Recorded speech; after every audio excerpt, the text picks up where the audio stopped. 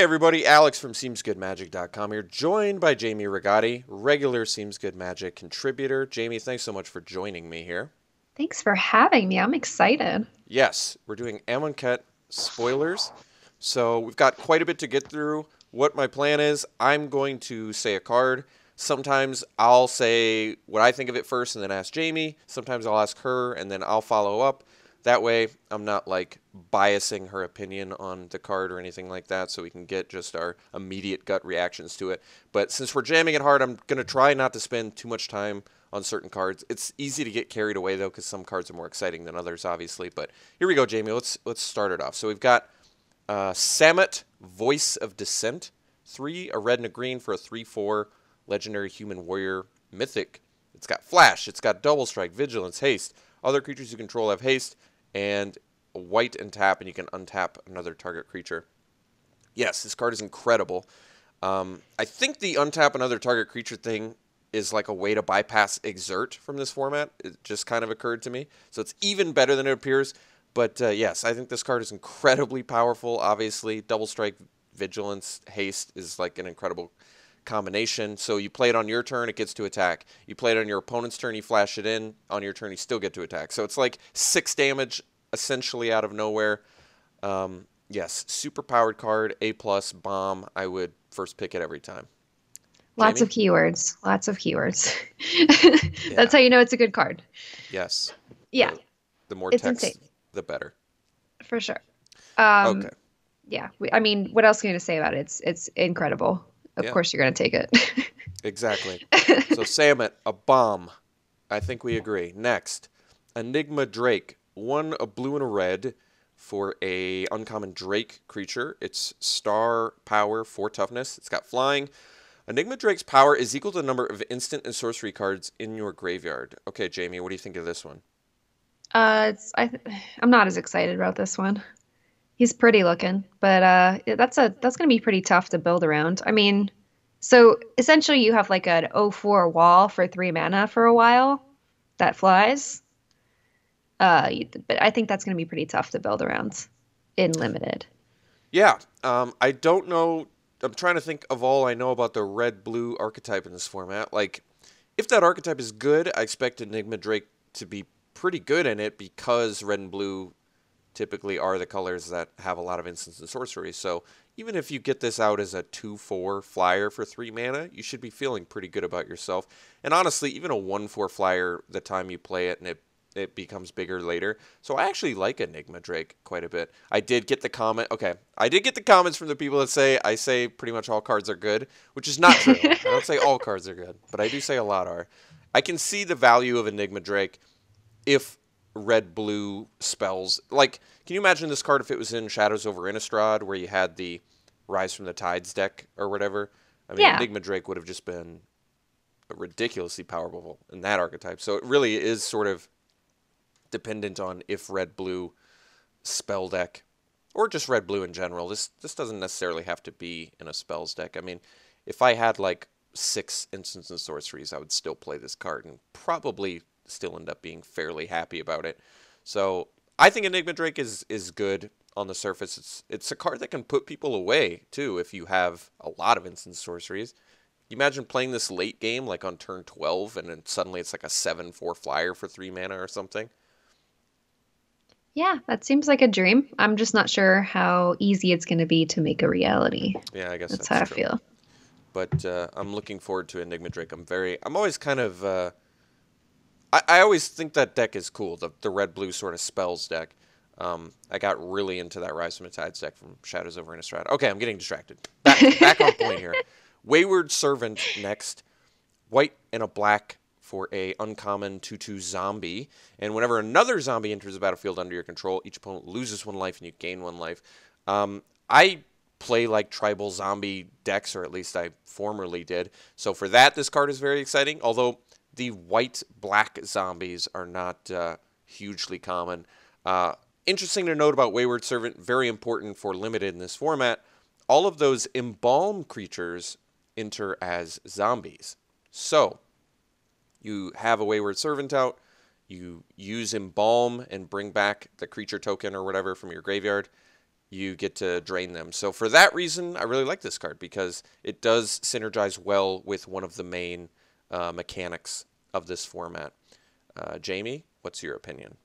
Yeah, I think it's great. I'm excited to see what zombies can do in this format. Yeah, like you said with the embalming, it seems real. The white black might be tough to play on turn two all the time, but Yeah, I guess it gets you can still play this out later in the game and have it be good. So I dig it. I can dig it I dig it too. It's fun. I mean, drain is actually pretty powerful too. That can definitely change the outcome of games fairly often too if you're triggering for it two to sure. three times. So I like it a lot. Next, we have a card in German, so let's see what this does. Sweltering Suns. 1 and 2 red sorcery. Sweltering Suns deals 3 damage to each creature, and it cycles for 3. And it's a rare. Okay. Jamie, opinion? Wow, that's insane. Thank goodness it's a rare. Uh, yeah, powerful. I first pickable for sure. I agree. Same thing. This is one of those cards that also very easily could break its way into constructed. Obviously, we're not going to go too much into constructed because we're more into limited on this channel. But yes, cards like this definitely make their way into constructed often. And the fact that it has cycle, I mean, that's if you don't need to deal 3 damage to each creature and you don't need to draw a card, you're probably not winning the game anyway, right? Or you're already so far ahead it doesn't matter because both of those having access to both of those things, drawing an extra card or dealing 3 to each creature is just very, very powerful. And it's like you said, it's a good cost on it too. 3 mana, 3 to each creature is very efficient. So yeah, that card is great. Next we have Glyph Keeper. Okay, so this is 3 and 2 blue. It's a Sphinx. It has flying. Whenever this creature becomes the target of a spell or ability for the first time in a turn, counter that spell or ability, and then it has Embalm for 5 and 2 blue. So it comes back as a white zombie Sphinx, which is very, very terrifying to think about. But of course, this card is a bomb. 5 mana, 5 power flying, already good. If it had nothing else and it was just a 5 mana, 5/3 flyer, it would already be a bomb. The fact that it has built-in protection, I guess it does prevent you from casting like auras and stuff and buff spells on it because whenever this creature becomes a target of a spell or ability, not from your opponent but from just anybody, so you can't buff it. But I mean that doesn't really matter. It has, like I said, built-in protection from removal, and then the fact that it embalms and comes back.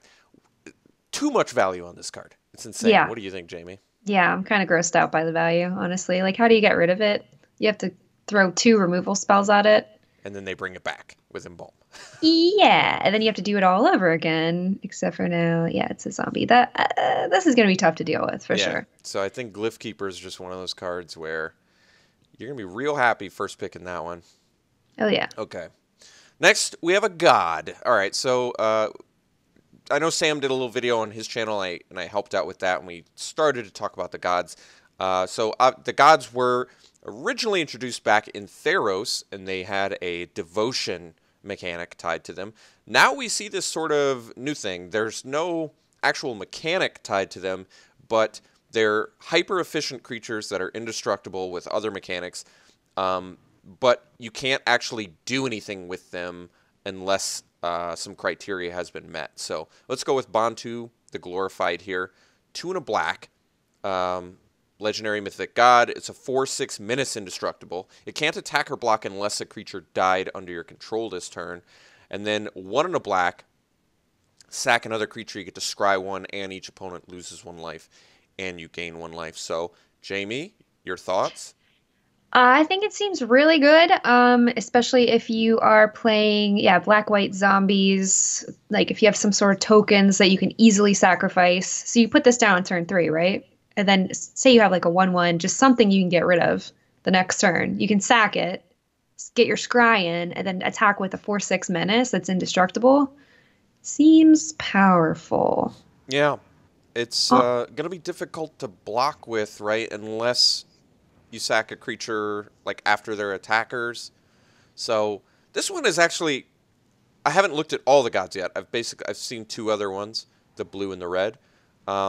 But this one actually seems harder for me to consistently have active, unlike the red and blue ones, which we'll have to get to.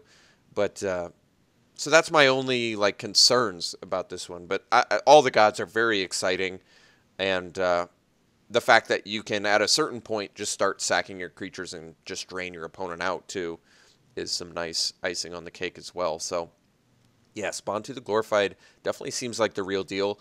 Once we get through as many gods as they have spoiled, maybe we can sort of rate them all power level wise, like which ones we like the most to the least. But for now, yes, I agree. I mean, Indestructible Menace, efficient, does all sorts of different things. So I like this card a lot. Next, we have Protection of the Heckma. 4 and a white, uncommon enchantment. If a source an opponent controls would deal damage to you, prevent one of that damage. So this is kind of an interesting card. It only prevents the damage to you, but it's 5 mana too. So it's pricey. If it prevented to you and creatures you control, I think it would be actually just remarkably strong. But the fact that it only prevents the damage to you makes it quite a bit worse and clunky. So I'm not in love with Protection of the Heckma. Jamie, what are your thoughts? It seems unplayable to me. It's too expensive. Yeah. Uh, Maybe as a sideboard card against like some sort of drain and gain deck. Maybe. I mean, I'm not picking this highly at all, though. I would only sideboard it if I had it as like a gift in a pack, really. And it doesn't even prevent life loss or whatever, so they can still drain you. That's the Oh, problem. so then what is even the point? I I don't guess get to it. stop 1 power creatures. So if they have like a bunch of 1 power tokens, then it's like, okay, your guys don't deal damage to me anymore. But Okay, then it's just too yeah, expensive. I I don't dig think it. at 4 mana it might have been playable, but Ugh. um, too expensive and doesn't do enough. Like I said, if it prevented damage to you and creatures you control, I'd probably be on board with it, honestly, because that's kind of powerful, but just you, not good enough. All right, next. Harsh Mentor. 1 and a white, or 1 and a red rather, 2/2 rare human cleric. And whenever an opponent activates an ability of an artifact, creature, or land on the battlefield, if it isn't a mana ability, Harsh Mentor deals 2 damage to that player. So remember, it's on the battlefield too, so this actually doesn't affect Embalm, because Embalm and Aftermath, for that matter, so the 2 mechanics of this set actually you activate from the graveyard, so this does not deal damage if you do that. But, I mean, it stops activated abilities, or at least punishes for activated abilities, and it's a bear at worst, so it's certainly playable in Limited.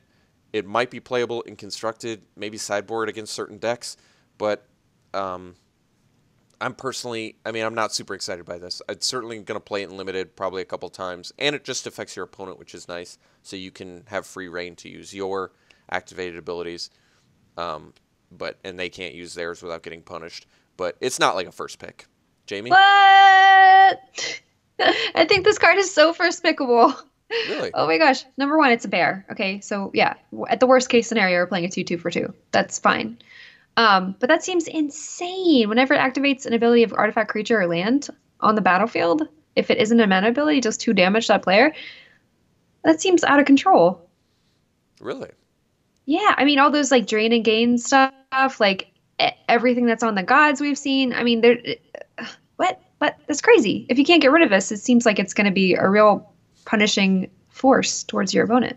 Well, I guess we'll have to see. Because remember, so it doesn't hit triggered abilities, and it doesn't hit land mana abilities. So it's not like every time they tap a land for mana, they're getting hurt. That would be crazy, I admit. But Yeah. more than that, it's basically it's just a bear with a good utility ability against certain decks. So while it is like very playable and probably pretty powerful against certain decks that have powerful creatures with powerful activated abilities, like I said, the kind of turnoff for me is it doesn't affect Embalm or Aftermath, the 2 mechanics from the set. So that to me is kind of strange. And it doesn't affect Exert. So it actually doesn't affect any of the mechanics from this set.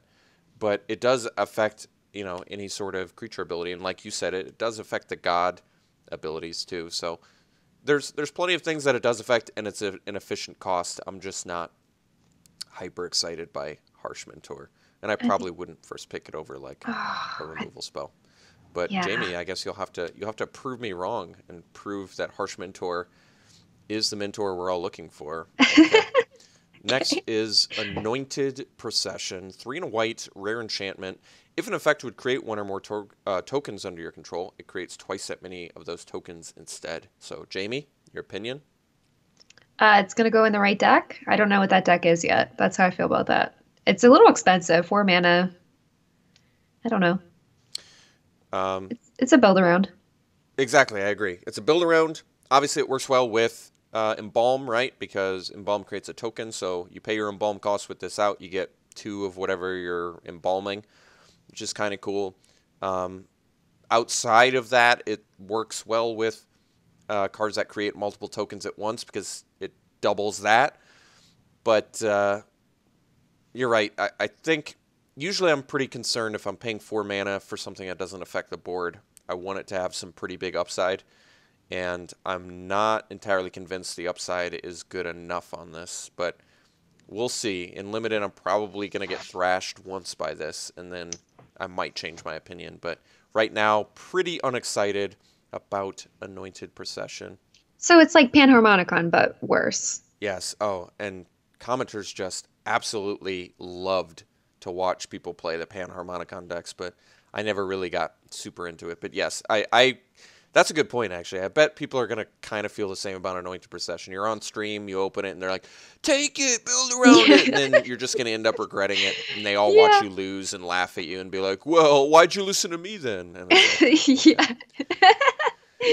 all right. It's so true. Next is Ronus the Indomitable. So this is 2 and a green, Mythic Legend God, 5/5 Death Touch, indestructible. It can't attack or block unless you control another creature with power 4 or greater. And then it's 2 and a green, another target creature with +2/+0. Wait, another target creature gets +2/+0 and gains trample until end of turn. I love this card. This card, unlike the black one, I feel like is a lot easier to get active. And once you have the power 4 or greater, it just stays active. You don't have to sort of like the black one kind of forces you to constantly be losing creatures in order for it to be active. Whereas this one is like, I've got my 4-power creature, now I just have a huge dude who's got Death Touch. So kills anything, can't die, buffing my other dudes. Yeah, Ronus seems like the real deal. Very difficult card. And it's not even, it feels like it's not even that difficult for green, to get power for it. Green is notorious for having the strongest creatures. So I really like this card. Jamie? It's insane. So you play a 2-drop on 2. You play this on 3. On turn 4, you're attacking for 9. 9. Because you activate your 2-drop. Oh, God. You're right. I didn't even It's notice disgusting. that. Yeah. It's Ronus, really, really good. Ronus seems really, really powerful. Yeah. You're attacking for 9 with some trample on turn 4. You're right. So, yeah, Ronus is definitely the real deal and going to be very difficult to deal with in Limited. Maybe even, honestly, I absolutely think Ronus is going to make its way into Constructed too. I don't even Oh, think yeah. that's out of question at all. I think it absolutely will. Okay, next is an exciting one, and Jamie, you're going to take the reins on this one. So it's Nissa, Steward of Elements. This is the first X Planeswalker I've ever seen, because it is the first one. So it's a green and a blue and X Mythic Planeswalker, and it has X. It enters with X loyalty. So you control how much loyalty it's coming in with, which means you can play it as cheap as 3 mana and get 1 loyalty, or as expensive as you want, and it enters with 1,000,000 loyalty. And then we've got +2, Scry 2, 0. Look at the top card of your library. If it's a land card or a creature card with converted mana cost less than or equal to the number of loyalty counters on Nissa, Steward of Elements, you may put that card onto the battlefield. And then -6, untap up to 2 target lands you control. They become 5/5 elemental creatures with flying and haste until end of turn. They're still lands. So, Jamie, what are your thoughts? Obviously, Planeswalkers are difficult because they have so many things, but what do you think about the 3 abilities on Nissa? It's unreal. Because, yeah, you can play it on turn 3, and you can get her loyalty up to 3 when you plus her for the Scry 2, right? Yes. So that's great. And then you can also play her on turn 8 and -6 her and have 2 flying 5/5 elementals with haste. How do people deal with that? Yeah. That's insane. And then the middle one is just value. Like it's so much value. It's crazy. Yeah, this This card's card's great. awesome. I Yeah. think you pretty much hit the nail on the head there. 3 mana, it still enters basically with 3 loyalty, and you get to scry 2. So 3 mana scry 2, have a 3 loyalty planeswalker that has a bunch of utility use, or 8 mana, I'll attack you for 10 flying haste, and maybe just kill you out of nowhere. So yes, Nissa seems very exciting. This is obviously going to be a very fun card to play with. Any of these cards that sort of have the mystery bag, look at the top card of your library, and then you just get maybe a free spell too. And it kind of sets itself up nicely with the scry, right? Like I get to scry 2, and now the next turn I'll use the 0 ability because I know what's on top of my deck, and then I'll just get a free spell. So it sets itself up well. It finishes games. Um, just as a reminder, you don't get to keep the 5/5 elemental creatures as elemental creatures for the rest of the game. It's just a one-time effect, which in terms of like ultimates on planeswalkers is a little bit on the weekend, but the fact that it's 10 power flying haste coming at your opponent's face is like huge. So Yeah. seems just super exciting. This is gonna be a fun card to play, and I mean you would easily splash for Nissa too. You know what I mean? Because it's in base. It's got a base green. Green typically good for fixing. So I'm in base green. Let's say I'm green red. Oh, I open Nissa. Okay, I'll take her. We're gonna find a way to splash for her, and now I have like an awesome utility card that can put people away in the late game. So Nissa seems like a lot of fun. I'm excited to play with her in limited. Are you sad that she's no longer just green? You know what's funny? I didn't even like realize. I didn't even think about that. So no, that doesn't bug me at all. I'm more excited by the design of this because I like to see the development team being, all right, it's time. X Planeswalker, let's do it. Let's talk this out. And they did it. So, and it doesn't seem like it's broken, but it seems very powerful. And yeah, It, usually cards that you can play early for good utility and cards that you can play late for other powerful utility. Those are some of my favorite cards in Magic because they're just so useful. They're so useful um, at any point in the game. That kind of goes for the cyclers too, I should say. That's why cycle is such a good mechanic because it's like, do I need the use on the front end of this card? No, then cycle and draw. So just a really powerful mechanic in that respect. Okay, next, Dread Wanderer. 1 mana. It's a rare. 1 mana, 1 black, 2/1, rare zombie jackal. It enters the battlefield tapped, and then you pay 2 to black, return it from your graveyard to the battlefield. Activate this ability only anytime you could cast a sorcery, and only if you have 1 or fewer cards in hand. Big fan of this card. It does enter tapped, but it's a 1 mana 2/1, and it actually has a useful ability. It keeps coming back, and let's not forget, it works well with the Wayward Servant, right? Because it yeah. enters, it's a zombie, they drain, it dies later, you enter it, you still have the servant, you drain them again. So kind of cool in that respect. This seems like if there was ever a zombie archetype constructed deck, it would be very useful in that. Would I always first pick Dread Wanderer? No, but I do like the card. Jamie? Yeah. 2/1 for 1 is great. I'm excited just about that. I know you like to play aggro decks as well as I Yeah. do in limited, so yes, it does seem good for that. There's way more zombies in this format than I realized. We're just coming to some more now. That's Um, awesome. I hope zombies come to standard. yeah, me too. I love zombie decks. Next is Lord of the Accursed. 2 and a black, 2/3, uncommon zombie creature. I just realized it's uncommon. Other zombies you control get +1/+1, and then 1 and a black tap. All zombies gain menace until end of turn. So, Jamie? I'm excited. This looks great. Yeah, Zombie travel. Let's do it. yeah, um, yeah. Precisely. It's a uncommon lord. Usually, lords are rare. I mean, there's certainly other exceptions to this, but this is a great uncommon lord. Like if this was just a 2 and a black, 2/3 uncommon that buffed other zombies, we'd be like, yeah, that's really good. The fact that it gives them evasion too after buffing them, not even like a steep price on it or anything. So Lord of the Curse is going to be, if you could build a zombie tribal, it's going to be a really fun deck to play. Basically, black white zombie tribal, right? Because you have the embalm cards, so they come back as zombies and then get buffed, and you have the servant, the wayward servant, to drain them and punish them for all the zombies you play. So I'm already foreseeing myself playing that deck and having a lot of fun. So black white zombie seems like it's gonna be great. Next is Plague Belcher. This is 2 and a black, rare zombie beast. It's a 5/4 menace. It enters the battlefield. You put 2 -1/-1 counters on target creature you control, and whenever another zombie you control dies, each opponent loses 1 life. Oh my god. This card is so good. So, it's on target creature you control. So, at worst, you have to do it on itself, right? So, at worst, it's a 3 mana 3/2 menace, which is already good.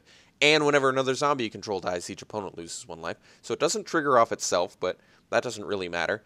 Or, at best, 3 mana 5/4 menace, and maybe you have to, kill a weak little creature you control. Like, if you have a 1/1, you can put both -1/-1 counters on that, and you still end up with a 3 mana 5/4 menace, which is just insanely strong.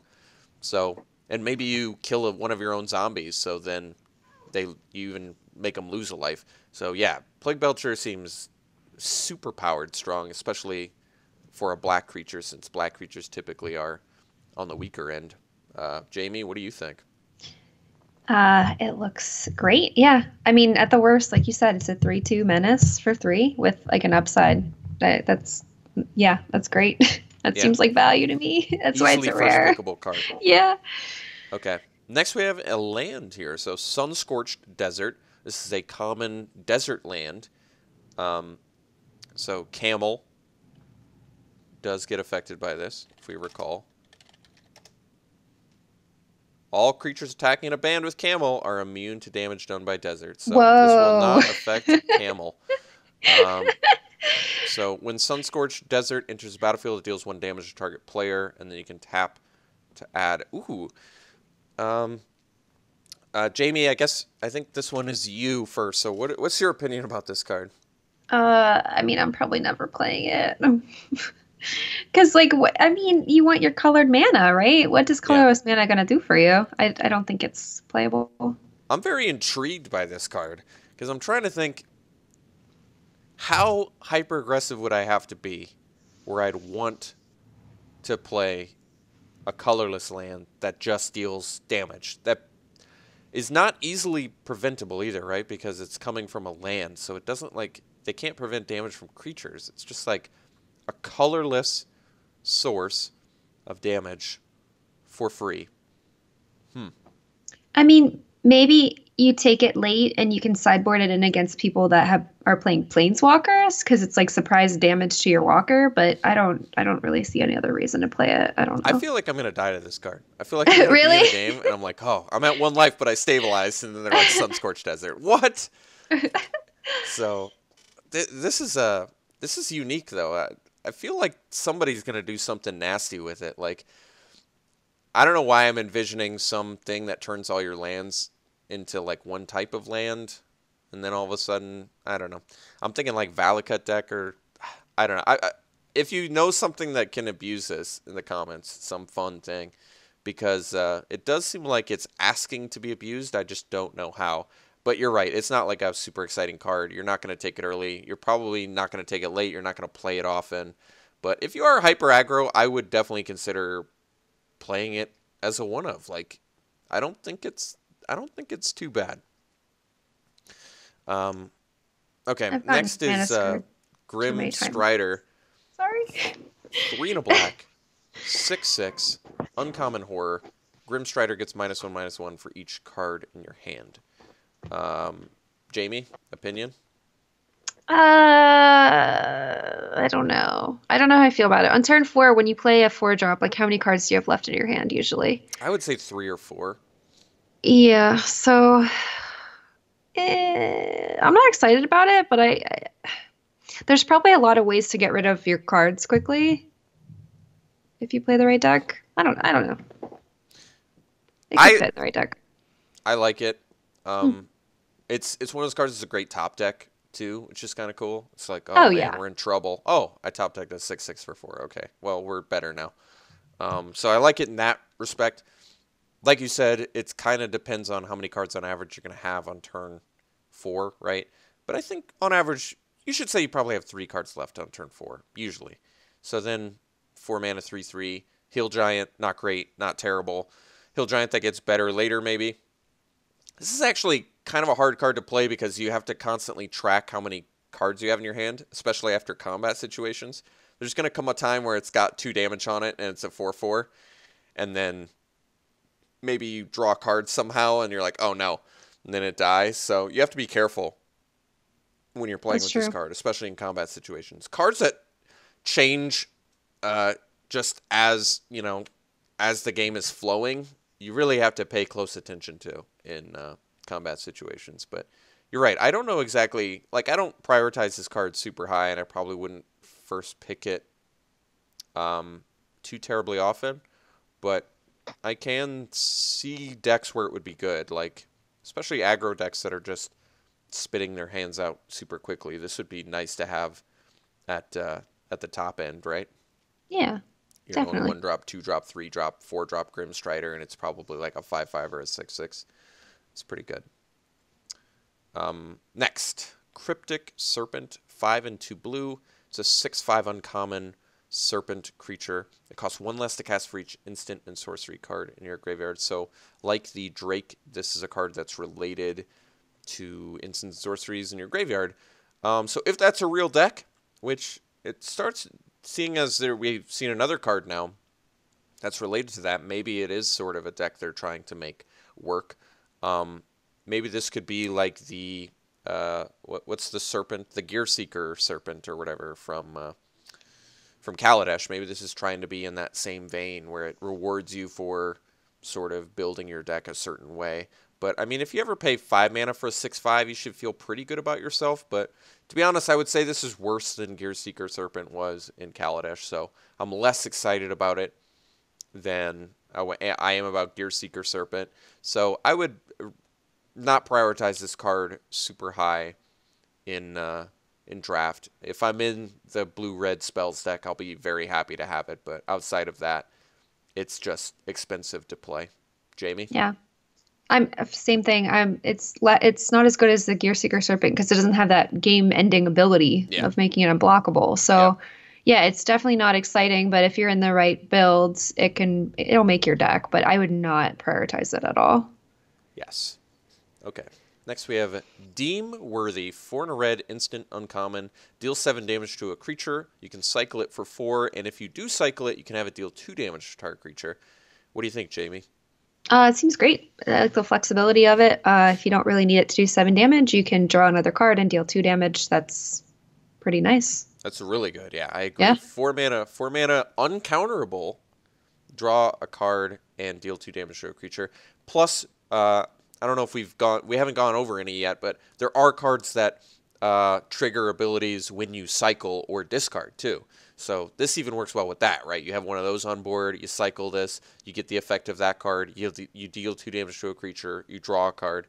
It's like just all sorts of good stacking of beneficial effects going. So yeah, I like Deem Worthy a lot too. And 7 damage to a creature, you expect Deem Worthy to pretty much deal with anything at 5 mana instant speed. So really Yeah, powerful. I could definitely first pick this pretty often, I would think. What do you think? for sure. Happily. Okay. Next, Shefet Monitor. 5 and a green, uncommon lizard creature. It's a 6/5. It cycles for 3 and a green. And when you cycle it, you can search your library for a basic land or a desert card, put it onto the battlefield, and shuffle your library. So 6 mana, 6/5, good. Cycle for 4. It's a little bit pricey, but the fact that you do get to search up a land, I think my problem is, I don't. It's not really a problem. It's just if you're desperate for a land, paying 4 mana to get that land and put it in your hand. Oh wait, no, you do get to put it on the battlefield. Okay, so that's actually kind of cool now that I think about it.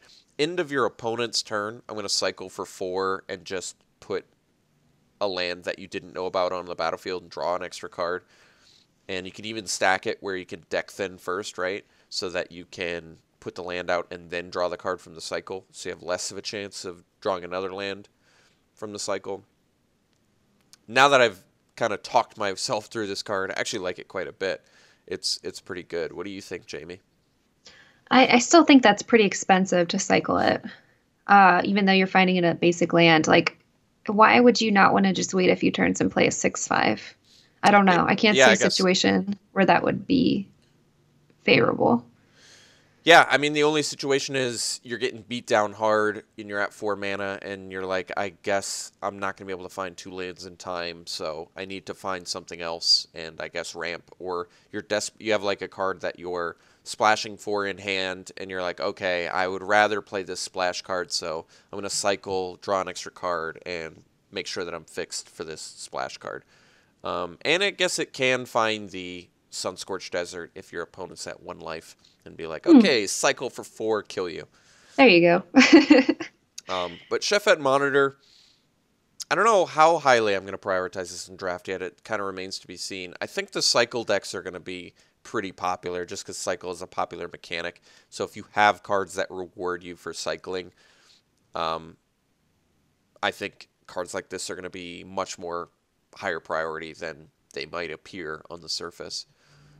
Next is Stir the Sands. So this is 4 and 2 black, sorcery uncommon. Create 3/2/2 black zombie creature tokens. Cycles for 4. When you cycle it, you create a 2/2 black zombie creature token. Jamie, what do you think?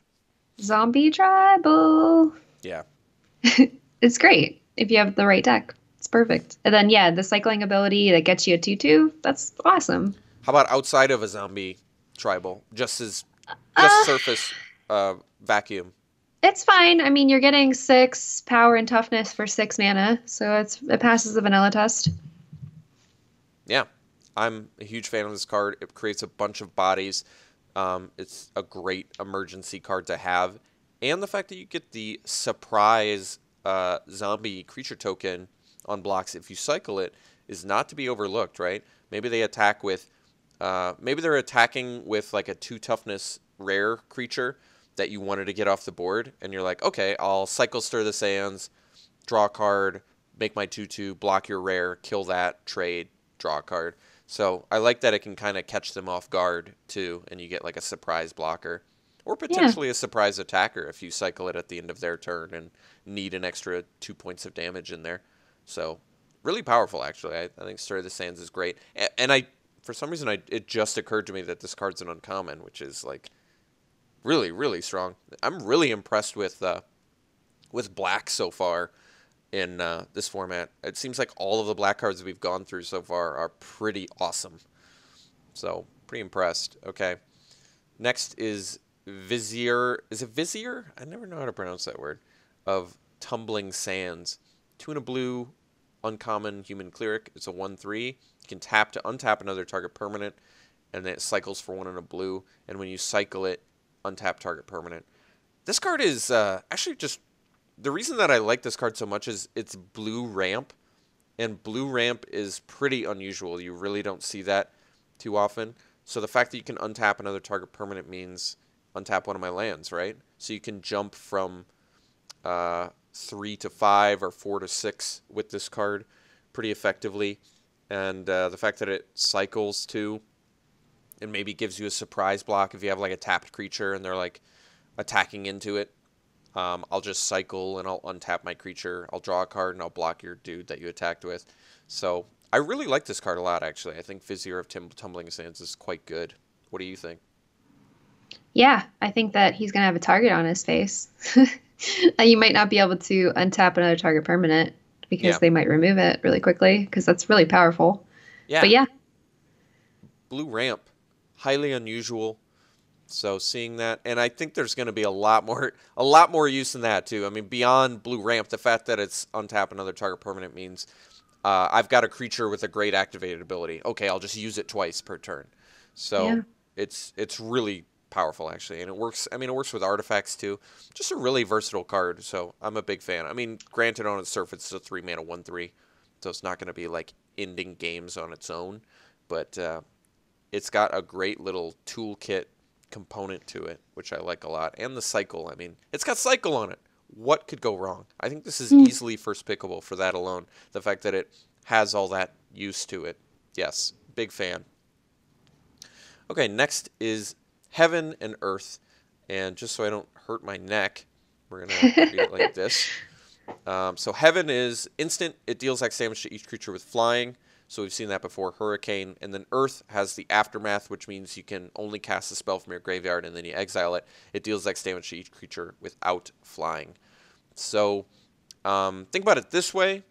At worst, say you need to get rid of their, they don't have any flyers, they have a bunch of ground guys. You can just pay 1 green, get Heaven in your graveyard, and then pay 2 red and X and deal all the damage to the creatures without flying. So for that reason, I think this card's actually very good, very powerful. I mean, to be able to use the Earth component, you're going to have to be in green and red unless you have some way to discard it or something, which isn't always easily accessible. But yeah, I mean, usually cards that are board wipes like this are very, very powerful and limited, and I don't think this is an exception to that. What do you think, Jamie? I think that's definitely correct. I don't know how many flyers are in this set yet. We haven't seen too many, but yeah, like you said, if you need to just cast it for 1 and have it be 0 damage to flyers, that's fine because you can get it out of your graveyard. So yeah, it's powerful. Yeah. It's good stuff. One of the few ways to deal with that 5/3 Sphinx too, right? With the Heaven side, so. Yeah, dealing with the first time and then Yeah, get it back. You got to do it again. Yeah. So next we have Pyramid of the Pantheon. 1 mana rare artifact. It's 2 colorless, tap, add 1 mana of any color to your mana pool, put a brick counter on Pyramid of the Pantheon, and then tap, add 3 mana of any 1 color to your mana pool, activate this ability only if there are 3 or more brick counters on Pyramid of the Pantheon. So this actually, this card's tough to get going. I like that it turns into like a Gilded Lotus if you use it 3 times. This seems like a really fun like commander card to play for that reason. But is it super powerful? No, I don't think it is. I think because you have to basically invest 7 mana before you can start generating 3. I guess each time you invest 2 in it, you at least get 1 back to maybe play something. But this seems like a difficult card to get going and a bit slow. And then the payoff is basically now I can ramp or fix to something huge. So what do you think, Jamie? I think this is here for Obnixilis and him alone, right? Wait, We haven't is seen him Obnixilis yet. in this set? I haven't even noticed that. No. I think he's going to be in the next set, and I think he's going to be multiple colors, and it's going to be very hard to custom. That's just a theory. I have no idea. Okay. But that's what this card seems to be built for, you know, casting those high-costed mana things that are multiple colors. So, yeah, I can't see it really being for anything else. I mean, not in limited, because you're just trying to be efficient in limited, right? Generally, like, there's not a lot of good control decks. Yeah, I mean, when you're drafting. I'm trying to think if this is like the same as Shimmering Grotto, right? Because Shimmering Grotto is you have to pay 1 and then tap that land, and then you get to add 1 mana of any color. This is 2 and then tap this, and you add 1 mana of any color. So it's essentially it's almost like Shimmering Grotto in that sense, which is playable in limited if you're like a 4 and 5 color deck and you're just splashing a bunch of things. So I guess in that sense it's like playable, but it is very slow and clunky. Yeah. And it's basically, in my opinion, really only usable for a deck that really needs 4 and 5 colors. So I'm not in love with it. I don't see myself playing it too often in limited, and I think it's going to go late fairly often. Okay, next we have a Corey Hauler, 3 and a green, common camel creature. Here's our camel. 4/3. And when it enters the battlefield, for each kind of counter on target permanent, put another counter of that kind on it, or remove 1 from it. So what do you think of this, Jamie? I think it's great. There's a lot of things that are going to have -1/-1 counters, so that's nice. Yep. And a 4/3 for 4 is fine. Yes. So, and it's a camel. Camels are lovely. And it's a camel. It's a cool card. Yeah. Like you said, 4 mana, 4/3, good. It's common, so you're going to see plenty of them. If there's a +1/+1 counter, are there any in this format? I assume there's got to be like 1 or 2, so you can buff. The fact that you can add or remove, like you said, is very good. So you have a -1/-1 counter on your creature. I'll remove it. They have a -1/-1 counter on their creature. We'll add another one. Very useful card at common, I feel like, in this format in particular. And it even works with stuff like Pyramid of the Pantheon, right? Because for each kind of counter on target permanent. So you can add another brick counter to Pyramid. You can remove a brick counter from your opponent's Pyramid. So I like it. Corey Hauler is definitely going to be a very playable card in this format. I am sure of that. And it's probably going to go mid to late. Next is Doomed Dissenter. 1 in a black, 1/1 common human, and when it dies, create a 2/2 black zombie creature token. So cards like this are actually more playable than they appear. A 2-mana 1/1 is obviously not great, but the fact that it ends up being 2 bodies can be actually pretty useful. And if you think about it this way, this is one of those cards that's really nice for that, like think about it in conjunction with like Plague Belcher, right? Yeah. So turn 2, I'll play my Dissenter. Turn 3, I'll play my Belcher. I'll put 2 -1/-1 counters on my Dissenter. I get a 2/2 zombie. Now I have a 5/4 Plague Belcher that's going to punish you when my 2/2 zombie dies even more. So it seems like this card is like built for cards like that in this format. Just a guy you're supposed to put your -1/-1 counters on to get full value out of other cards. What do you think? Yeah, like you said with the Belcher, it's great. It reminds me of an Eldritch Moon with the like the Enlightened Maniac. Like he was meant to be emerged, you know? Yeah, So yeah. absolutely. That's a good point. So these kind of utility creatures tend to be actually really useful for their respective archetypes, and I think that Doomed Dissenter is no exception to that. Next we have Reduce and Rumble. So this is reduces 2 in a blue instant, counter target spell unless its controller pays 3. And then we have Rumble, or Rubble rather. It says Rumble on here, but it's Rubble. And it's Aftermath. Up to 3 target lands don't untap during their controller's next untap step. Wow, okay. Jamie, what's your opinion on this? I mean, I don't like to play counter spells, so I don't dig it that much. Yeah. But it's gonna go in that blue-red spells deck, right? Yes, it will. And the second part is pretty powerful, for sure. Keeping your opponent off of casting a spell is great. But for me, I'm not excited about it.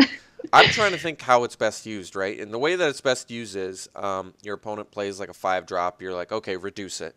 So they're tapped down. They didn't get their 5-drop. I'll untap. It's my turn. Now I'm gonna rubble.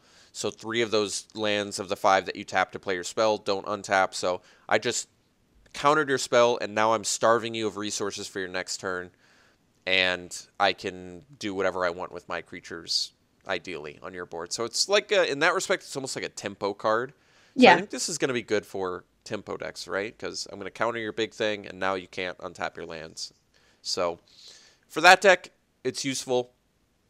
You kind of touched on something. This is for those decks that reward you, for instance, the sorceries in your graveyard. The problem with the Aftermath cards for that is you don't get the full value after you Aftermath it, right? Because you have to exile the card from your graveyard, so you don't get that benefit anymore. So that's kind of weird that they have creatures like that in this format that kind of punish you for using the mechanic Aftermath in a little bit of punishment. Not like horrible, but Yeah. just something I noticed. So Reduce Rumble, you're right. I'm not like terribly excited by this. It's a 1 mana more mana leak.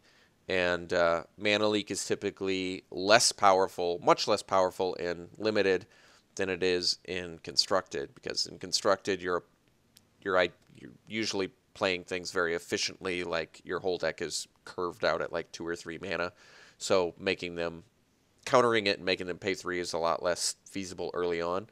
But mana leak in limited, in my opinion, is less powerful, so it's a little bit less exciting. But we don't see a lot of effects like Rubble either. So that's interesting. I think starving them of mana can definitely be powerful. I'm not rating this super high though, and I'm probably not prioritizing it super high either. Okay, next is Neheb the Worthy.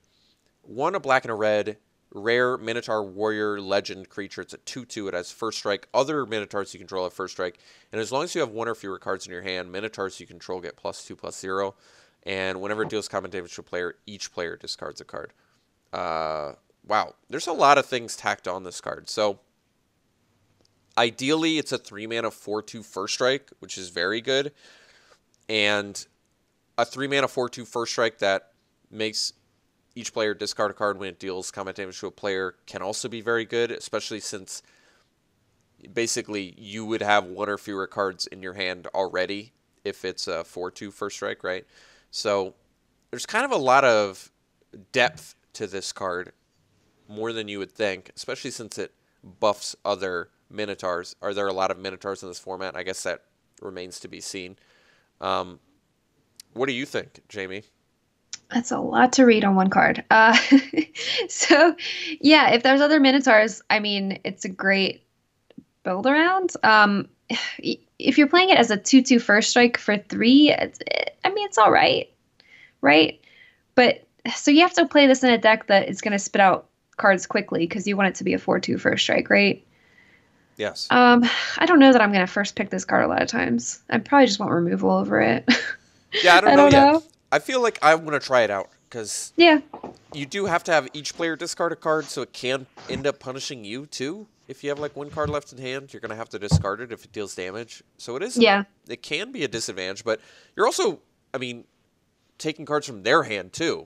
So, Right. which is a powerful effect, as we've seen, Abyssal Spectre and Hypnotic Spectre and all that. So, yes, I like Neheb. I'm very curious about this card, and I want to see how many other Minotaurs there are, because now I'm just kind of pondering that as well. I mean, giving all your other Minotaurs +2/+0 in first strike is a huge Lord effect. So if there's a reasonable amount of Minotaurs in the format, Neheb could be very good. Okay, next is Unburden, which is a reprint. 1 and 2 black, sorcery, common. Target player discards 2 cards or cycle for 2. This is actually a fantastic card in Limited. The versatility on this is great. Jamie, I'm sure you have some experience playing with and against Mind Rot. And if you have any experience with that, you've found sometimes Mind Rot can be, what, a completely worthless card, right? You top deck it, your opponent has no cards left in hand, and you're like, well, I wish I hadn't sideboarded into Mind Rot. Well, now you get to overcome that, because with Unburden, you draw it, they don't have any cards left, okay, we'll cycle it away, and we'll find something else. So I love Unburden. I think it's a great card. I've never been a fan of Mine Rot, but now that because of that very reason, if you want to cast it and they don't have any cards, you're like, oh, come on. But now that this has cycling, I mean, and there's going to be cycling synergies, right? So, Yes. yeah, I think it's very playable.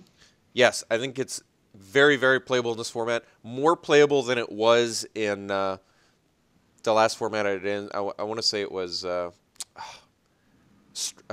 Stronghold. I don't want to waste too much time thinking about it, but I know what I know it's a reprint, and Yeah.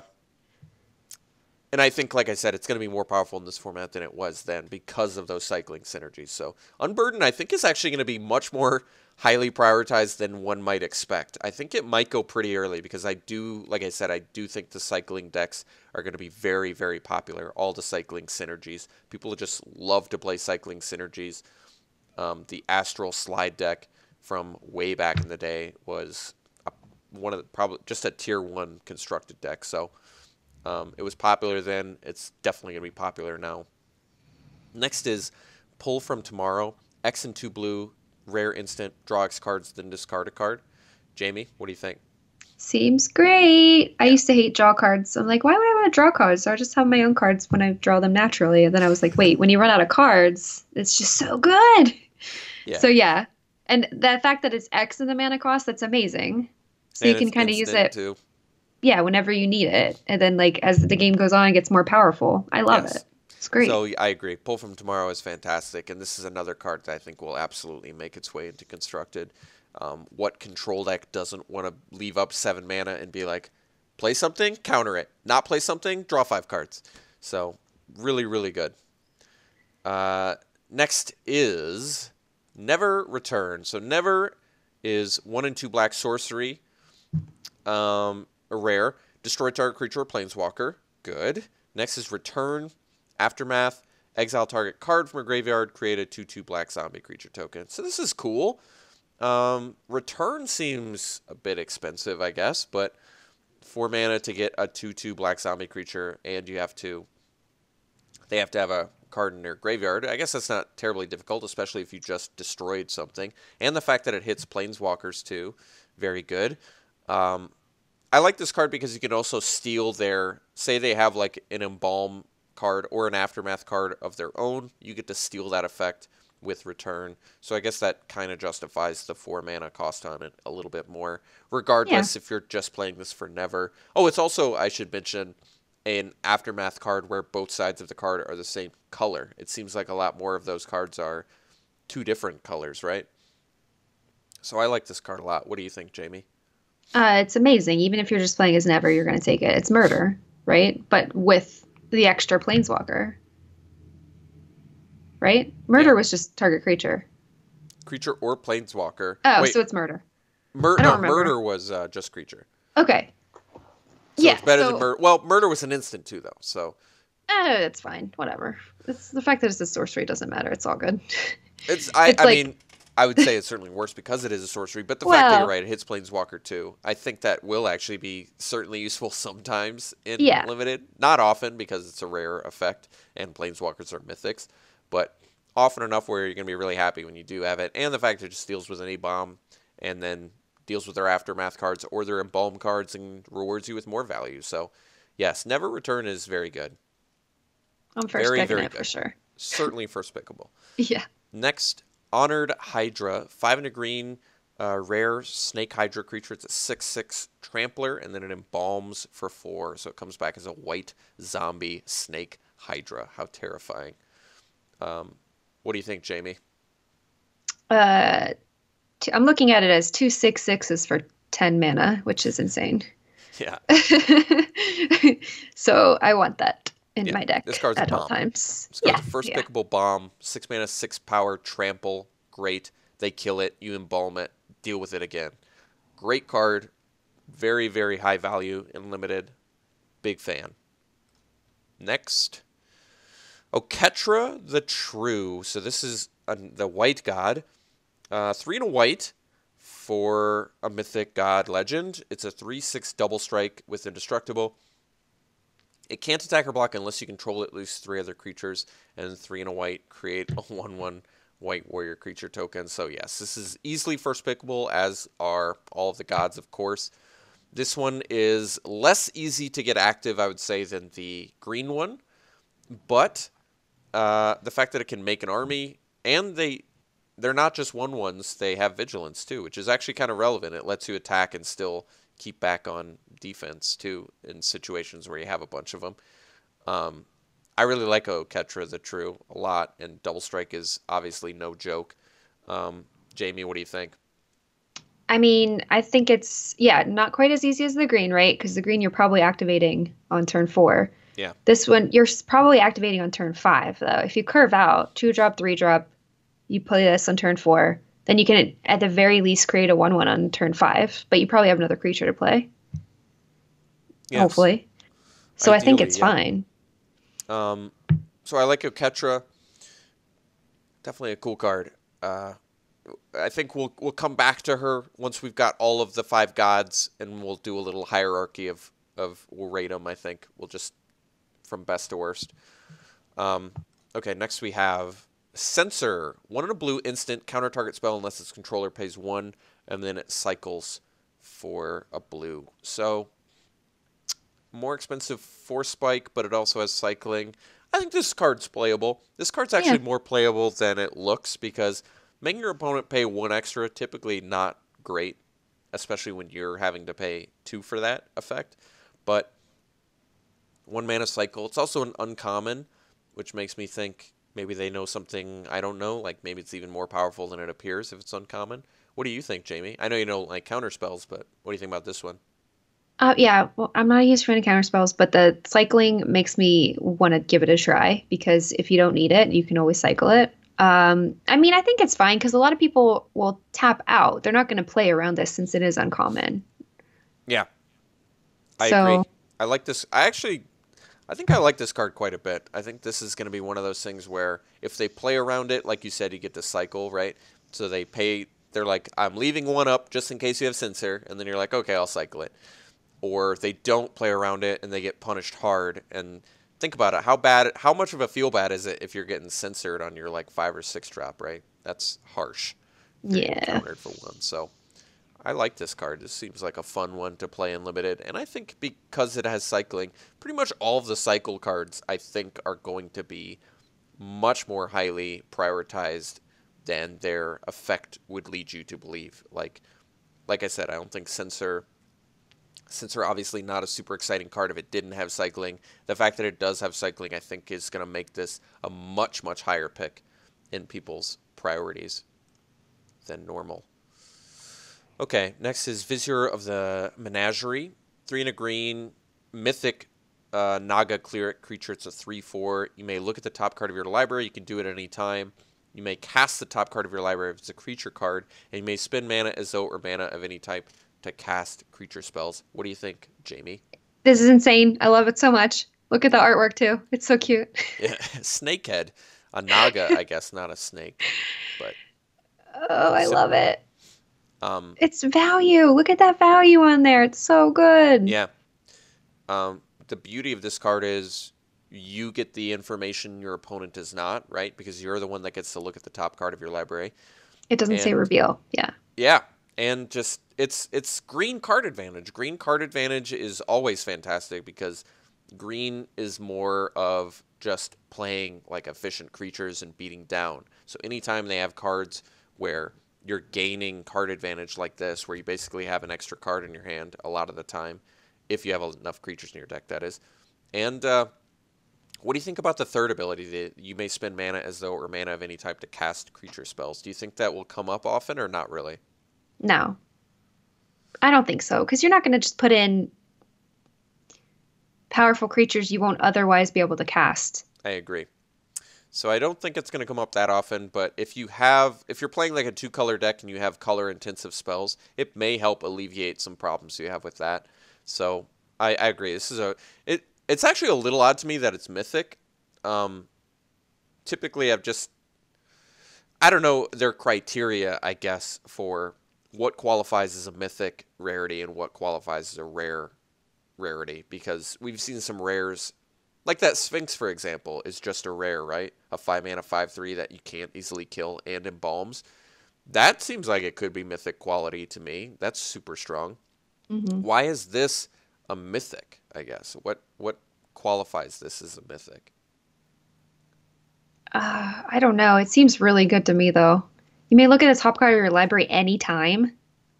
There is That's one other great. card that did that. I believe it was Sphinx of Jwar Isle. Uh, is the And only other card I know that lets you look at the top card of your library at any time. So that's certainly an unusual effect. Maybe you're right. Maybe that is what kind of made it mythic, because that is such an unusual thing, especially for green. It seems like more of a blue ability. it's powerful because you have information that you wouldn't otherwise have, Oh, absolutely. which is great. Free information, if you have like a shuffle effect too, could be very useful for that. So Vizier of the Menagerie, I agree. Very good.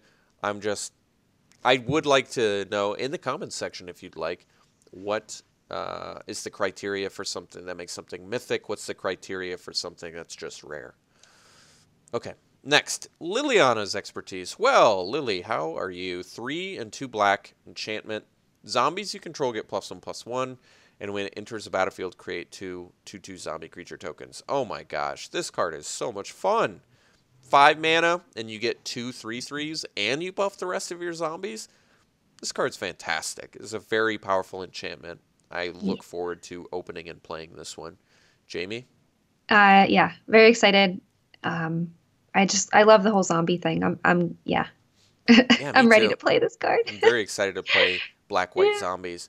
This with Yes, Embalm is just so fantastic. All of your it's Embalm sick. creatures just are all buffed. And I mean, if you have any way to like return, I don't know if there's any effects like this in the format, but if you can return this enchantment to your hand and then replay it, get 2 more zombies, this seems like a fun one to Ugh, play. So expertise yeah, is very, very good. Very, very easily first pickable. for Okay, sure. next we have Champion of Ronus. 3 and a green, rare Jackal Warrior creature. It's 3/3. You can exert it as it attacks, and when you do, you may put a creature card from your hand onto the battlefield. Jamie? It seems all right, I guess. I don't know. So I'm not really sure how to feel about Exert. You don't know how you feel about Exert yet. Some of No. the Exert rares I've seen are great. In fact, I'm trying to think of a bad Exert creature I've seen. I mean, I see what you're saying about the champion. It's a hill giant that potentially what maybe lets you get a free like 5 or 6 drop creature on turn Which that 5. part's great, sure. Getting like cheating something out is good. Yeah, but you don't think it's And like busted or anything. I don't know. Like maybe if you can give everything vigilance, they'll be out of control crazy. I don't know. I don't know how to feel about Exert yet. Oh, I see. Because it won't untap otherwise if it doesn't have vigilance. I guess that's a good point. So it's like a little bit of an Elvish Piper feel to it, which is already in green, and then you've got this, and you don't have to exert it, so it's got some utility. I mean, I'm certainly going to play it in limited. I'm going to try it. And green, we've already seen, has some pretty good 6 drops that are highly playable that have like cycling and stuff. So being able to like cheat them out with this turn 5, being able to cheat out like a 6/5 and maybe play another creature too could be very useful. Yeah. So this seems like potentially very good, and it certainly seems like a scary card to see your opponent play if they have like 5 cards in their hand. It's like, oh man, they're gonna cheat out something huge, and I'm gonna have to deal with it. So it seems like a fun card to play. Would I slam first pick it? I feel like I'd probably first pick it early on because I don't quite know how powerful it is yet, but it might be one of those cards that kind of falls short later on of what the expectations are of it. Yeah. Next is Winged Shepherd. 5 and a white common angel. It's a 3/3 flying vigilance, and it has cycling for 1 white. Um, I like this card a lot. 6 mana, 3/3 flying vigilance, not great, but 1 mana cycling. I'm getting beat down. All right, I'll cycle it. I'm not getting beat down. I'll just play a 3/3 flying vigilance, which is still pretty good. I mean, there's sometimes you're just going to be willing to pay 6 mana for a 3/3 flying vigilance. What do you think, Jamie? I'm not excited about paying 6 mana for 3/3 flying vigilance. I mean, it's okay. But yeah, once again, like the cycling gives you that like, I don't know, flexibility. I don't. Honestly, This is a common, right? It's yeah. All of these cards are much more difficult to evaluate if they have cycling on them because I'm just going to be like auto, yeah, it's good. Okay, I'll right. dump it if I don't need it early. I Yeah. don't need to dump it. Okay, I'm glad I have this 3/3 flying vigilance angel. So just the fact that these cards have cycling means they're playable. You're in white. Why would you not play this card? Like, Right. there's no reason to not play this card in white, right? I agree. So I like it. Next, Nimble Blade Kenra. 1 in a red, common Jackal Warrior creature. We've seen a few of these Jackal Warriors. It's a 1/3, and it has prowess. So, Jamie, opinions? It's fine. It goes in the spells deck. It's otherwise super boring. A 1/3 for 2 is not very exciting. So, yeah.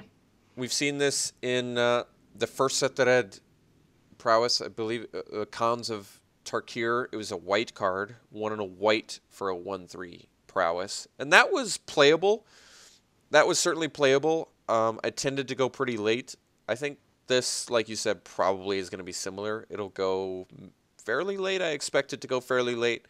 But like you said, playable in the spells deck. I guess if you have a ton of spells, it's nice to get in a combat situation and be able to affect the outcome without your opponent knowing what's coming with that prowess. It's always been the beauty of prowess. Um, so yeah, expect it to go fairly late in a pack and possibly very good if you're in the spells deck. Next, Supply Caravan, another camel creature. 4 and a white, common camel. It's a 3/5, and when it enters the battlefield, if you control a tapped creature, you get a 1/1 white warrior creature token with vigilance. So this is, I expect to go fairly late. I'm not like hyper excited about it, but 2 bodies for 5 mana, one of which is a 3/5, and then a 1/1 creature with vigilance. This is going to be certainly playable. But like I said, I think it's going to go fairly late. I like it more than Siege Mastodon, obviously, which was just a 3/5 for 5 in white. This has more utility than that, but it's not so bonkers of an effect where it's like, universe is better than Siege Mastodon. So I don't expect this card to be a high priority ever for me, and I expect to get it fairly late. Jamie, opinions? Yeah, I think it's playable. I would never want to assume that I'm gonna get a 1/1 white warrior creature token with it because you don't know if you're gonna be able to be attacking. Like you don't know if you're gonna be the beatdown or not. So I'm just gonna always think about this as a 3/5 with a possible bonus, Yeah, which is just not that great. So and it it's doesn't playable though. chain. It doesn't chain well with itself sometimes too, right? It because you get a vigilance creature, it'll never be tapped. So like if you have multiple supply caravans, it doesn't link well with itself unless I guess you're attacking with the first supply caravan, which maybe you're doing if it's a 3/5. That's not easily killable. But yeah, I think this card's certainly playable. It's going to go late in the draft, so I wouldn't prioritize it highly ever. Yeah. Next is Bounty of the Luxa. 2, a green and a blue, rare enchantment. At the beginning of your pre-combat main phase, remove all flood counters from Bounty of the Luxa. If no counters were removed this way, put a flood counter on Bounty of the Luxa and draw a card.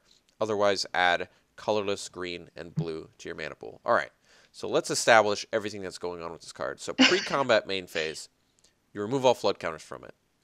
If no counters are removed, you put a counter on it and you draw a card. If it does have flood counters on it, you add 3 mana to your mana pool. This card's I actually like this card. This is a very cool card because it's giving you card advantage, right? The first turn, or turn 5, you're drawing a card. Turn 6, you're ramping 3. I don't know. What do you think? It's a 4 mana do nothing the first turn you play it though, right? True. Which I hate. I hate cards like that. Um, yeah, I don't know. This is really hard to evaluate because it does seem like kind of fun because it goes back and forth, right? You're drawing No, cards. it actually doesn't, or doesn't. Oh no, because you do remove all flood counters. You're right. So it does go back and forth. It Yeah. waxes and wanes between draw a card and ramp 3. It's draw a card, ramp 3, draw a card, ramp 3, back and forth. It's interesting, but I don't know that I would take that turn to want to play. I'd want to play something else that affects the board on turn 4.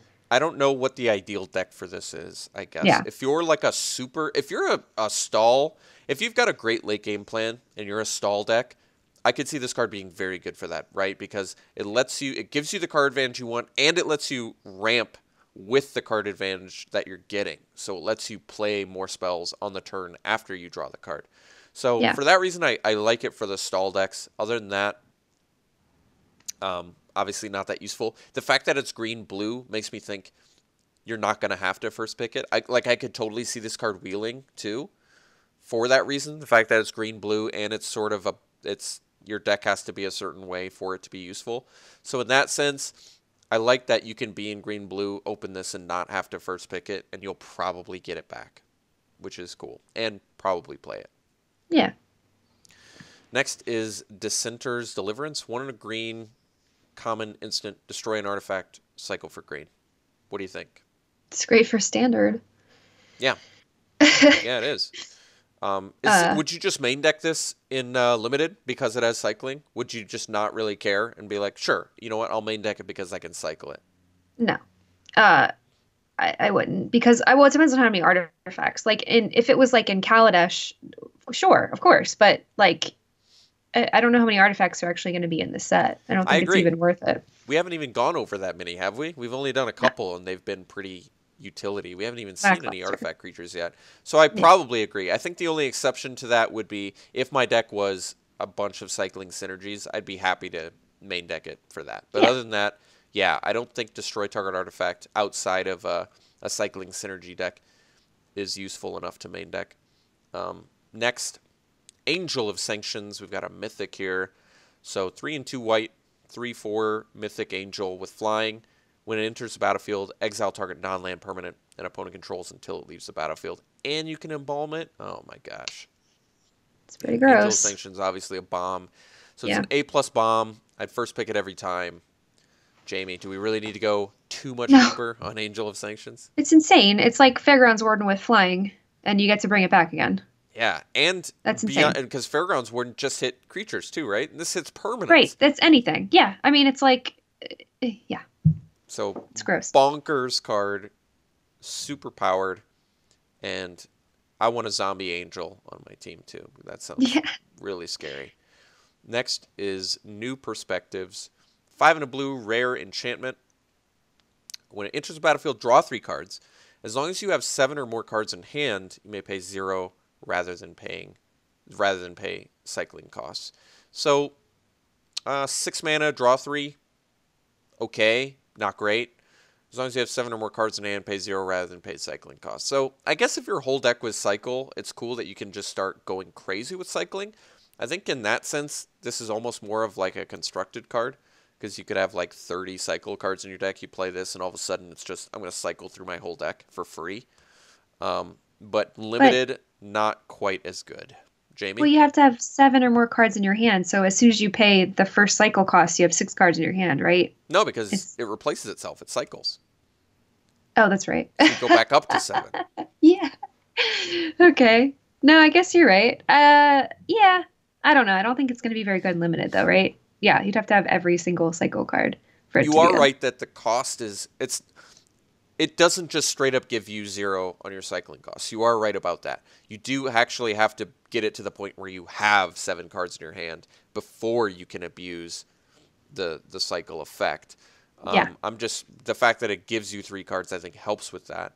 But this is a very interesting card. Like I said, I think this is much more of like a constructed sort of crazy thing than a limited crazy thing. But I'm kind of excited to see what that does for some sort of constructed deck if they have some way to abuse it, just going through their whole deck with enough cyclers. Next is Approach of the Second Sun. 6 and a white, rare sorcery. If it was cast from your hand and you've cast another spell named Approach of the Second Sun, this game, you win the game. Otherwise, put it into its owner's library 7th from the top and you gain 7 life. What do you think of this one, Jamie? Weird. What? I don't think it's gonna be a win condition, I, right? I think you could, you know what's funny is, I think you could easily see 2 of these in draft because no one's really going to pick it.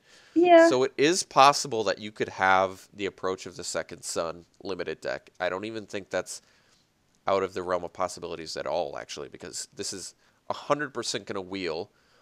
And I think because it's just a rare, you could easily see 2 of them out of all the packs opened at the table. So So for wait, you that don't reason, actually I need think two. I'd You only build it need the once. But I'm sorry, go ahead. What?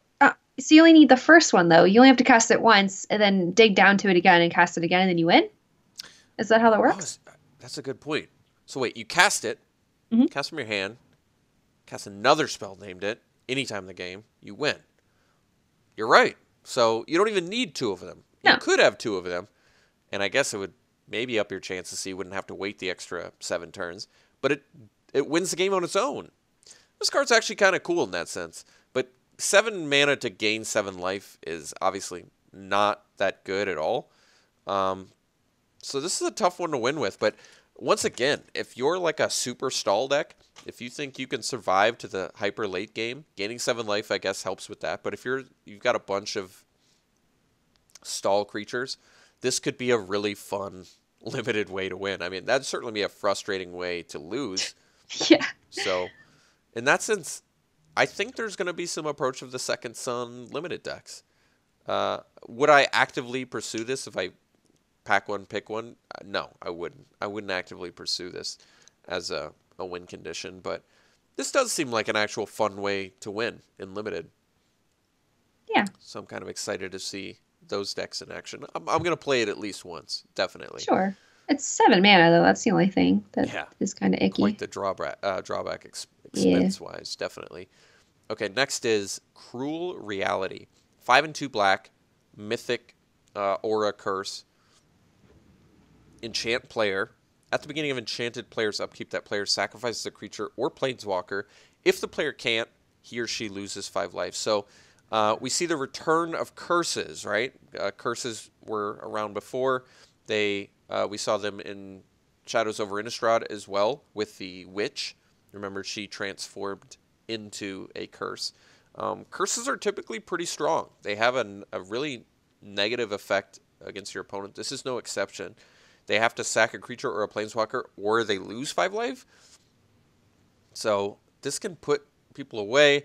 The problem, of course, being it's very, very expensive. So for that reason, I'm not very excited about this card. 7 mana to make them start sacrificing creatures or lose 5 life is not quite good enough. So I don't think I'm going to play this very often in Limited. What do you think, Jamie? I agree. And also if you cast it and they just have a lot of 1/1s, and you're just like, okay, that was worth Yeah, nothing, you know? I paid too much to deal with 1/1s for a few turns. So, Yeah. and once again, like, why is this mythic? This totally seems like it would have been acceptable at rare, right? Don't you Yeah, think? it's just so expensive. Yeah. So I'm not in love with it at all. I dare say I probably wouldn't even play it a lot of the time. I think it's borderline unplayable and limited just because of how expensive it is. I mean, the one nice thing is you pay your 7 mana. At least they have to sack the creature on their upkeep, so you pass your turn and they do have to sacrifice right away. So if they only have one creature left and it's a big fatty, you deal with it, but too expensive. Yeah. Okay, next. Hazoret's Favor, 2 to red, rare enchantment. At the beginning of combat on your turn, you may have target creature you control get +2/+0 and gain haste. And if you do, you have to sacrifice it at the beginning of the next end step. What do you think about this card, Jamie? It seems great in aggro decks, Yeah, because you just always have the ability to give whatever you play haste. So as the game gets later and you play bigger and fatter stuff, it's harder for your opponent to deal with. because of the haste, definitely. And it's a Yeah. May, too, so at least it doesn't Right. force you to kill your creatures if you don't want to. I agree. I actually kind of like this card. This doesn't seem like it needed to be rare either. This would have been, to me, acceptable as an uncommon, and I don't think it would have been broken. But I'll still play it. I don't think I'd first pick it very often. What do you think? Probably not. It's you want to be super aggressive for this. Yeah. And even in super aggressive decks, it's not always going to do exactly what you want to do. So for that reason, Yeah. I'm probably not first picking it. And if I'm already hyper aggro and I get it past, I'll probably take it there. Next is Soulscar Mage. This is a rare 1-drop 1/2 human wizard. It's got prowess, and if a source you control would deal non-combat damage to a creature an opponent controls, put that many -1/-1 counters on that creature instead. So essentially, this turns your creature burn spells into -1/-1 counters, which is actually quite strong. So for that reason, Soulscar Mage, in my opinion, is a good card. I like it. It's also another one of those cards that could make its way into Constructed, seeing as it's a 1-drop 1/2 with prowess, good, and red decks in Constructed. You can definitely just, tailor your deck to have a bunch of burn spells, and then getting the -1/-1 counters instead of just burning could be really useful. Like if your burn spell's not good enough to kill something, at least you're like, crippling it. What do you Yeah. think? Um, I don't know how good it's going to be in this set yet, right? Like we can't really tell. We haven't seen that many 'Cause burn spells. You're right. yeah. But we're not done yet, so we don't know. But a 1 mana 1/2 prowess in a spells deck is fine, I guess. I don't Yeah. know. I don't know how to evaluate this card yet. Yeah, me neither. If there's a lot of, I mean, if there's enough burn to justify it. I mean, I'm trying to think of any other non-combat damage sources. Uh, Planeswalkers that deal damage with loyalty abilities, that would do it. Creatures that have activated abilities or triggered abilities, that's non-combat damage as well. So that's other ways to deal non-combat damage, but we haven't seen much of that either. So Yeah. this definitely seems more like a constructed card to me. Okay, next is Hapatra, Vizier of Poisons.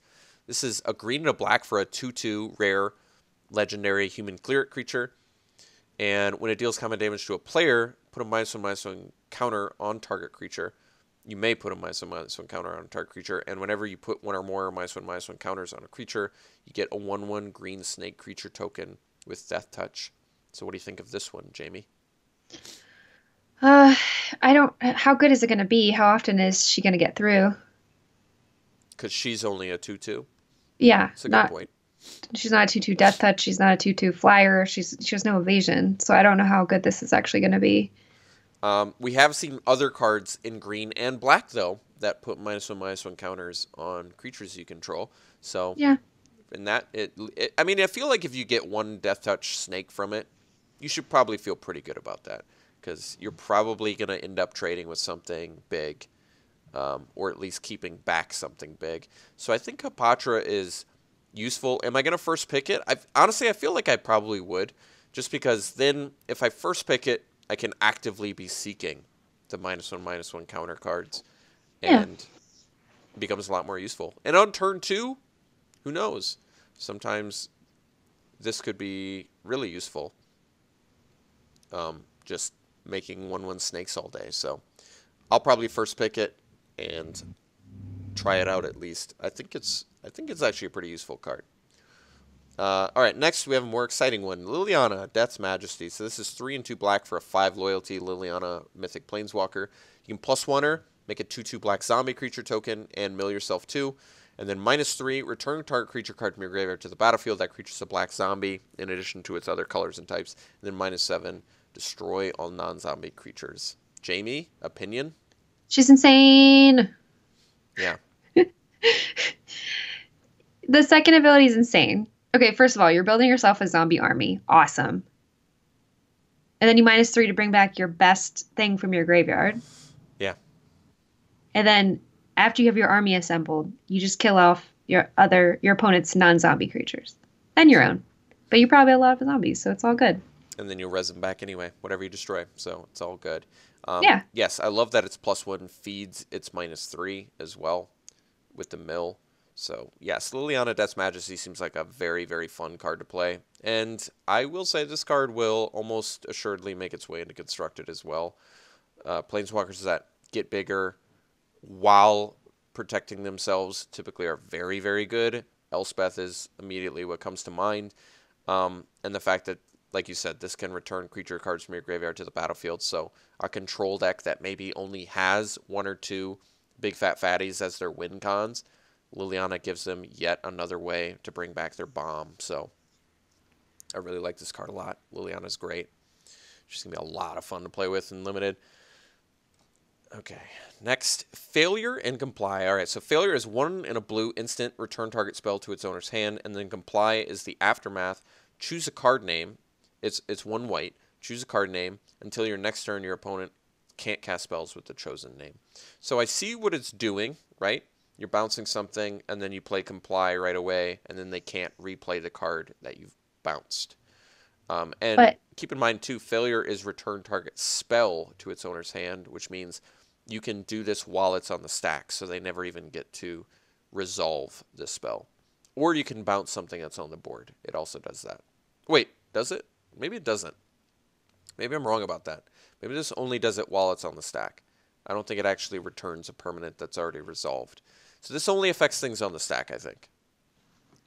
That makes it's it worse. interesting because it's instant. So if you're doing it on your opponent's turn and you cast it, you can't do the sorcery part, right? Like it's not like you can just cast it as one combination. You It's can kind of only you strange. can you're right. You can only do that if they don't have the mana to replay it immediately. So if you failure it and they've already tapped too much mana to replay whatever they want to do, then on your turn you can comply and prevent Yeah. them from playing it once again. So for a blue-white tempo deck, yes, it's probably pretty useful. But the fact that it can't actually bounce something, I'm pretty sure about that too. I can look up Venser, because I think Venser, I believe Venser, return target spell or permanent to its owner's hand. So yes, this can only affect spells that are on the stack. This can't affect things that are on the board, which is important to note. So for that reason, it's a lot worse. Certainly playable. Have we seen something that makes me want to go blue-white? Not especially, honestly. No. You kind of mentioned this too. There's not. I feel like we haven't looked at many flyers yet, have we? So No, which is strange, but not everything's out yet, so that makes sense. yeah. So We're maybe missing we'll a lot see of the more. But commons. for now, yeah, it doesn't seem like there's like a cohesive blue-white flyers deck in this format, really. So that makes Failure and Comply less exciting. in my opinion. And it's a rare, so it's not gonna. I probably wouldn't first pick this pretty much ever. Next is Curator of Mysteries, 2 and 2 blue, rare Sphinx, 4/4 flyer. Whenever you cycle or discard another card, scry 1 and then cycles for 1 blue. This is a bomb. This is an A+ bomb. It's extremely efficient and it rewards you for all those cyclers that you wanted to play anyway. I love this card. First pick it all the time. What do you think? Yeah. I mean, it's a 4/4 fly for 4. Take it. Right there. Even if it It's was fine. just that. Yeah. Exactly. So, And then the rest is all just upside. And all then, I mean, icing you and can build upside. around it or not. It's still fine. Yep.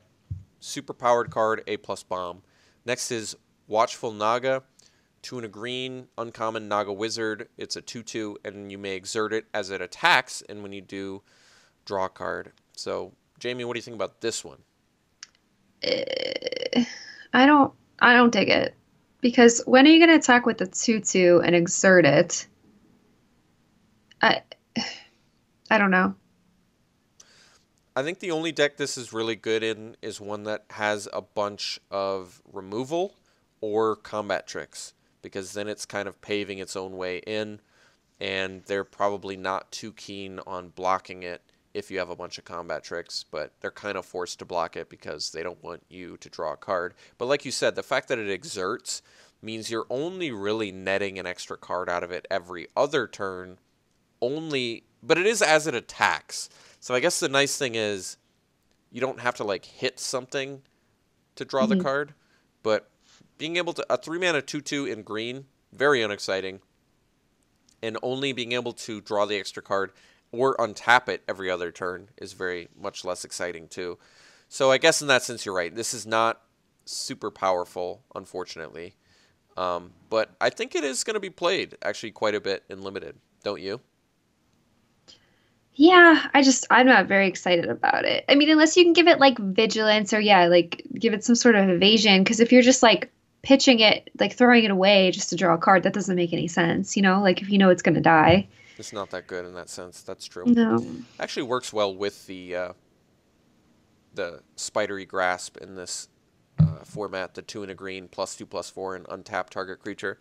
I feel like you get to attack, exert, they block, you untap, make it a 4/6, kill whatever they're doing, draw a card, and you can do it the next turn. So this is a card that works well in conjunction with a common trick in the format, but other than that, it is just underpowered and expensive enough where even drawing a card off of it just isn't enticing enough. Next is Glory Bound Initiate, 1 and a white, rare human warrior. It's a 3/1, and you may exert it when it attacks, and when you do, it gets +1/+3 and gains lifelink. This card to me is a bomb. I'll first pick this all the time. It's aggressive, and if you need to gain 4 life and get a 4/4 until a turn, it can do that too every other turn. So I'm a huge fan. What do you think, Jamie? Yeah, I'm in. It can attack as a 4/4 lifelink. That's insane for 2. On And even turn a 3/1 for 3 2 is too. great. It's Yeah, just bomb. So yeah. that's I'll take it. Yeah, this card's going to see constructed play too. I don't think that's. With always watching. Oh, yeah. Wow. Yeah. That's Gross. that's absurd. Is always wait, is always watching in standard? Is that even in? Yeah. It is, right? Oh yeah. What format That's is that even Shadows. in? Shadows of Innistrad. It was, so that's going to be around for a little while too. I don't know when stuff is Yeah. rotating, but wow, that is Pretty good. nasty. Turn 3 attack for 5 lifelink. Yeah. That's a cool card. Very, very fun. That's definitely a first pickable. Next is Battlefield Scavenger, 1 and a red, uncommon Jackal Rogue. It's a 2/2, and you may exert as it attacks. And whenever you exert a creature, you may discard a card. If you do, draw a card. So, what do you think about this one? It's fine. It's a bear, and then yeah, it has upside, so I'm down. And if you build like an exert deck, you can get a lot of value out of it. Yeah, and I just want to note on top of that, this actually works well with those cards that reward you for cycling or discarding, right? Like Curator of Mysteries, because this rummages, so you're discarding. So you even would, if you had Curator, you'd get to scry 1 before you draw the card. Actually, no, I guess this all happens at once, but regardless, you get an extra scry on top of it, which is really good. So I like Battlefield Scavenger. I think red Rummage cards are usually pretty good too. Rummage was sort of the way that they could fix it so you didn't get the straight up blue draw discard effect. You had to discard first and then draw, which is significantly worse, but turned out to still be definitely good enough to play in limited, especially. Next, Manglehorn. So this is 2 and a green, 2/2 uncommon beast, and when it enters the battlefield, you may destroy target artifact, and artifacts your opponents control into the battlefield tap. So we already mentioned this earlier. We really haven't seen a ton of playable artifacts, which makes this card much less exciting. It's certainly something you're probably pretty happy to have in your sideboard if your opponent does have a good artifact, but I would say this is pretty much reserved for sideboard only. Jamie? Agree. You don't want to play a 2/2 for 3. Yeah. And what do you think about that artifacts your opponents control enter the battlefield tapped? Do you think that'll ever really come up, or probably not? Probably not. Yeah, I don't think so either. So not super excited by Manglehorn. We still haven't even seen an artifact creature, so just waiting on that, I guess, patiently. Next is Magma Spray, obviously a reprint. 1 red, common, instant, deal 2 damage to a creature. If that creature would die this turn, exile it instead. Jamie, opinion? It's great. It's great. I want all of them that I Yeah. can get. It's efficient. It's awesome. And let's note, even more powerful in this format because we have the Embalm creatures. So this lets you exile and permanently deal with those pesky, pesky Embalm creatures. Magma Spray is great. Next is Throne of the God Pharaoh. 2 mana, rare legendary artifact. At the beginning of your instep, each opponent loses life equal to the number of tapped creatures you control. Wow. You know, this is actually the first time I've seen this card. This card seems like it's a lot of fun to kill your opponent with. Like, there are going to be spots where, think about this. You don't play this card, right? You have it in your hand. You have like 5 creatures. You attack with your 5 creatures. They don't block because they're like, all right, we're just going to take it. We'll kill you on the backswing. Then you play this, and at your instep, they just lose another 5 life at the end of your turn. Surprise! So, Surprise, you're dead. Seems yeah. good.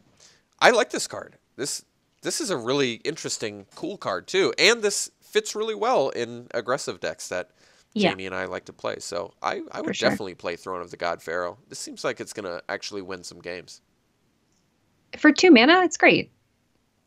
I like it.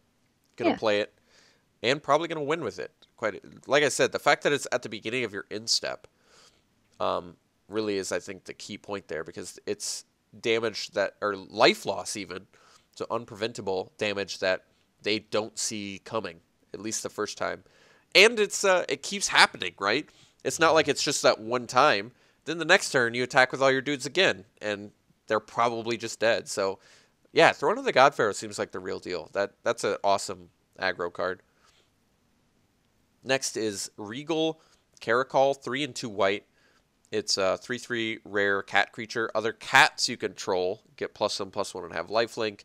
And when it enters the battlefield, you make 2 1/1 white cat creature tokens with lifelink. What do you think about this one? It's insane. You're making 2 2/2s with lifelink. Yeah. And you get a 3/3 body too. That's insane. Yeah. So just in itself, it's great. And then if you have more cats, it's like wonderful. Have we seen any other cats? I'm not sure that we have, but you're right. Just the fact that it's a one-man army makes this easily first pickable. So Regal Caracol is the real deal. This is going to be a bomb in limited. Very, very good. Next is Liliana's Influence. Wait, this is for the Planeswalker decks. We're going to skip these. We're going to stick to Amonkhet. I hope we didn't do some other ones from... I don't think that we did.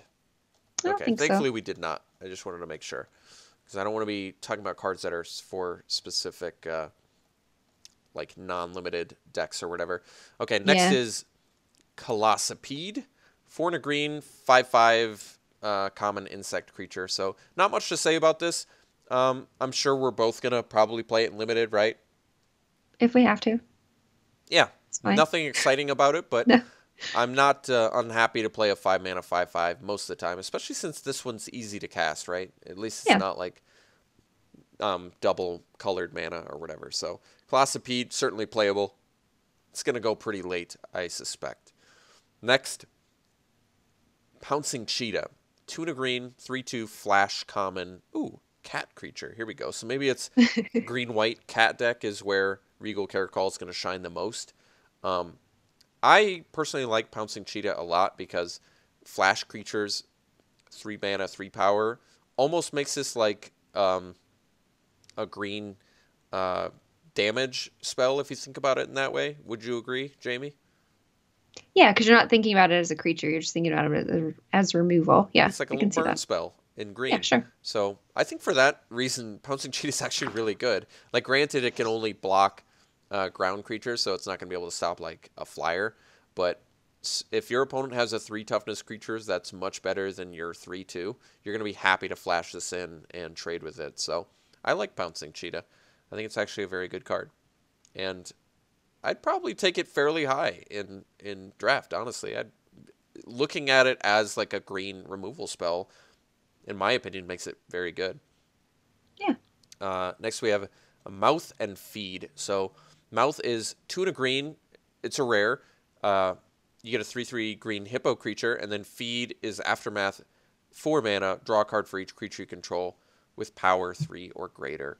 Jamie, opinion? Uh, it's great. It's great in green decks. You're probably going to have a lot of creatures that are higher than power three, and 3/3 for three is fine.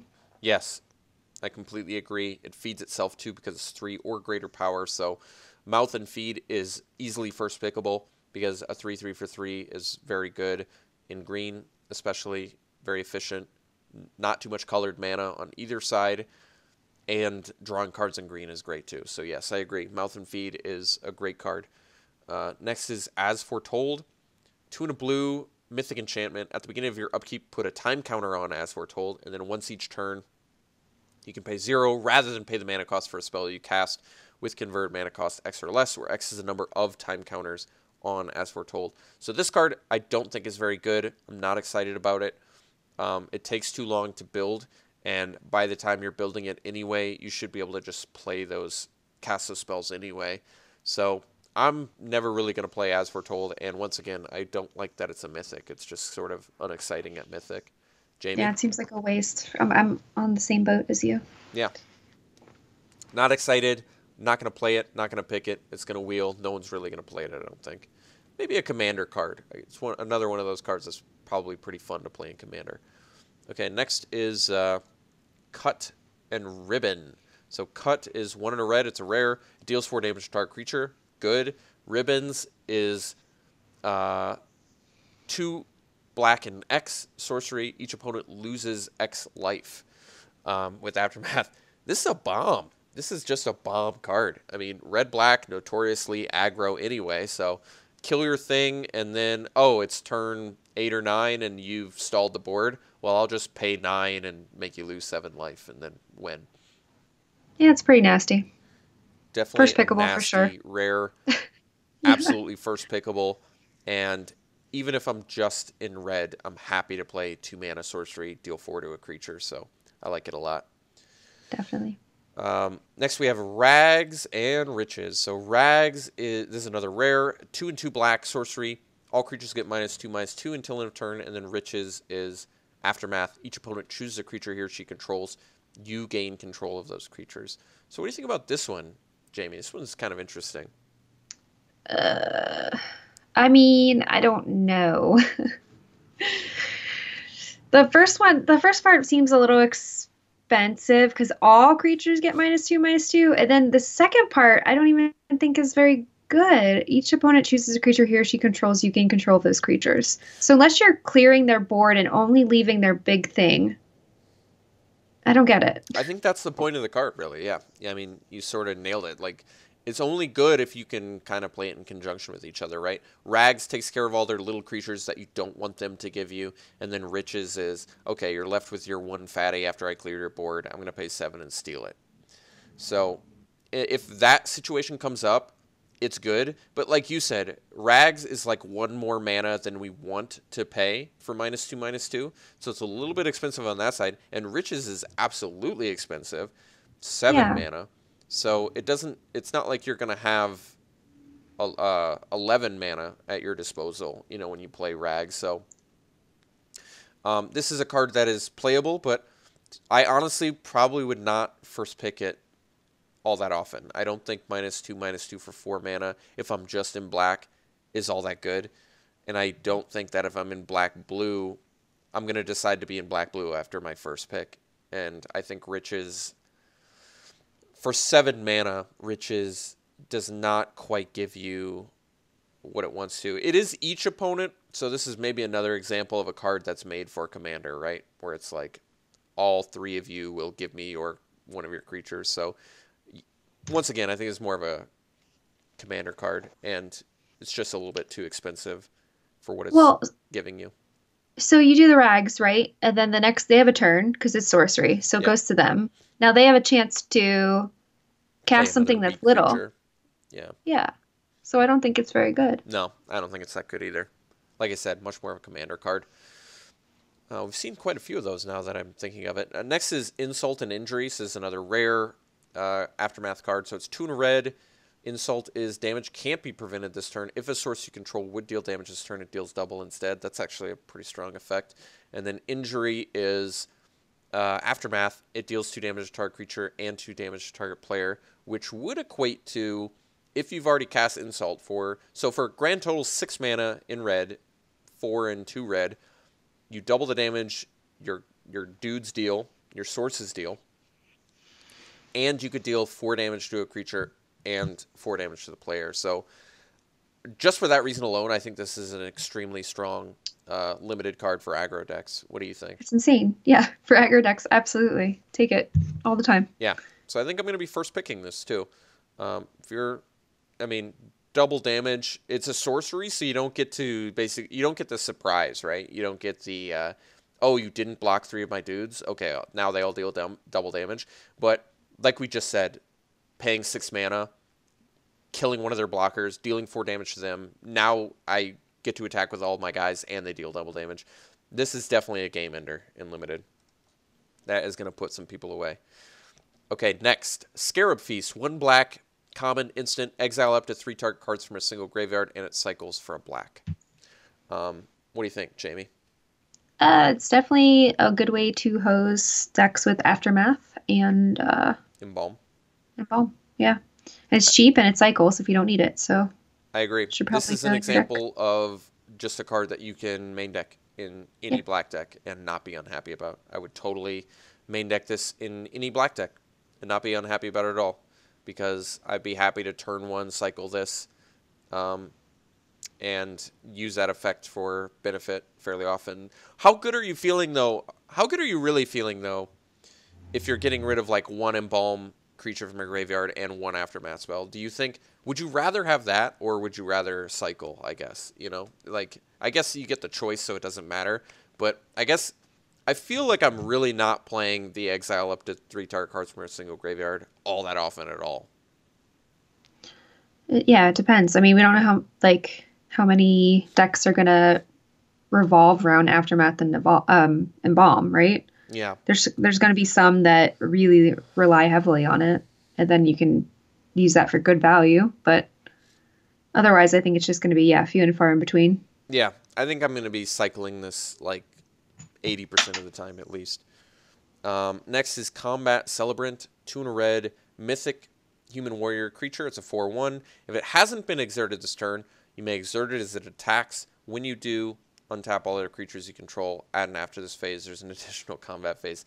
So this is an example of an exert card that I think even Jamie will definitely get behind. This is a Insane. super strong one. What do you think? Yeah, it's insane. And then like giving it, if you can somehow give it vigilance, oh my goodness. Just, yeah, wait. You may exert it as if it hasn't been exerted. So it does sort of have that built-in protection of you can't just keep exerting it over and over again. Right. They did But prevent that, but still. it's still just remarkably strong card. It is a 4/1, so it's a little fragile, but aggro decks don't care about fragility. They care No. about bashing down, beating in. Yeah. So Just Combat throw their Celebrant. creatures at them. Yeah, this is great. Great aggro card. Very strong. Even outside of aggro, I'm happy to play this card. It's still a very Yeah. useful effect. Next is Gideon of the Trials. Here we go. 1 and 2 white. 3 loyalty Gideon Mythic Planeswalker. +1. Until your next turn, prevent all damage target permanent would deal. 0. Until end of turn, it becomes a 4/4 human soldier creature with indestructible. It's a planeswalker. Prevent all damage that would be dealt to him this turn. And then 0, you get an emblem with, as long as you control a Gideon planeswalker, you can't lose the game, and your opponents can't win the game. So what do you think about this one, Jamie? When I first saw it, I was like super excited about it, but I don't know. The more I like look at it, the easier I think it is. He's actually beatable. Yeah, I think so too.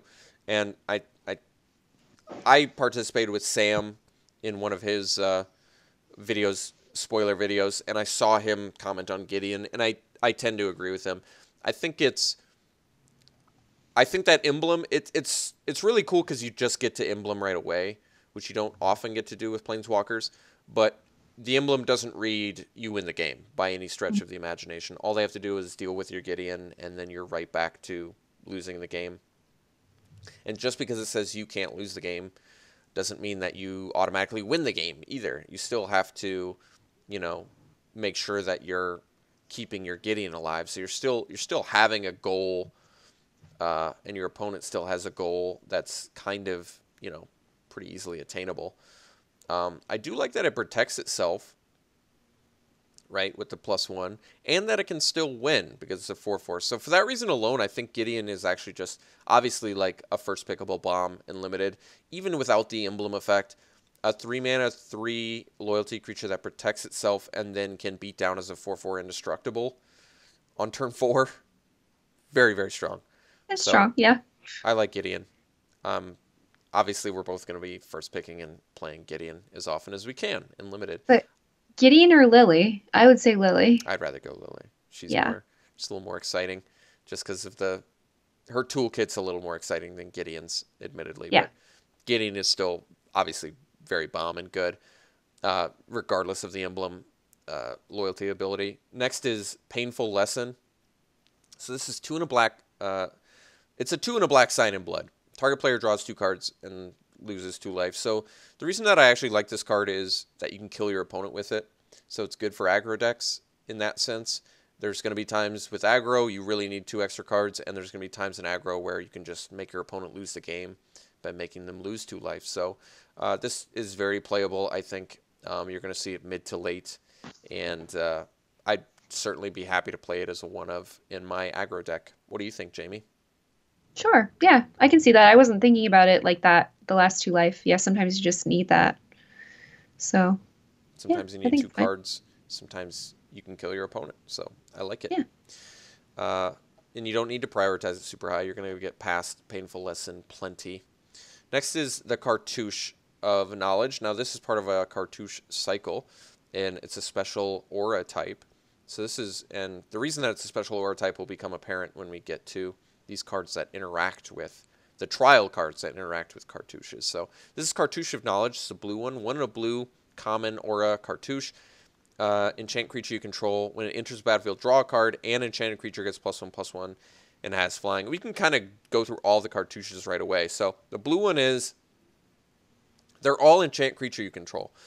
The blue one is draw a card, +1/+1 and flying. The green one is you may have enchanted creature fight target creature an opponent controls, and it gives it +1/+1 and trample. The red one is +1/+1 and has haste, and it makes it so a creature can't block this turn. The black one is put a -1/-1 counter on target creature, and then it gives the enchanted creature +1/+1 and lifelink. And then which one are we missing? Are we missing the white one? Yeah. The white one is it makes a 1/1 white vigilance creature. I don't Oh, know right there it where. is. Yeah. Down. It was April 3rd at the bottom. Oh, here it is. Okay, the Yeah. solidarity. So for 1 mana, you get a 1/1 white warrior creature token with vigilance, and then enchanted creature gets +1/+1. It has first strike. So the problem right away with the white one is you can't actually do it on the 1/1 white warrior creature because you have to enchant something first and then it makes the creature. So that makes this slightly worse in my mind. But how would you prioritize the cartouches just based on that? I don't know which one is Um, my favorite. I don't know. I think they're all like very, very playable. Yeah, I think so too, which is pretty unusual for auras, right? Because auras have the reputation of being, obviously, I'm going to get 2 for 1 if I play this, right? They can just Yeah. target whatever I'm doing. I'm going to lose all my good stuff. But these are pretty good since they have enter the battlefield effects, so they give you something right away. Um, my favorite one might be the green one. I like that it's like a pretty solid removal spell that buffs too. Yeah. So fighting in general. So I might put the green one at the top. I think the red one is actually really strong too. Haste and make something unable to block. That's For actually, one. yeah, for one. Yeah. That's good. The blue one is just fine too, giving evasion and drawing. It's actually kind of hard to prioritize which one I like the most. Um, The black one's odd. yeah, getting lifelink though is useful, and the fact that it can kill something.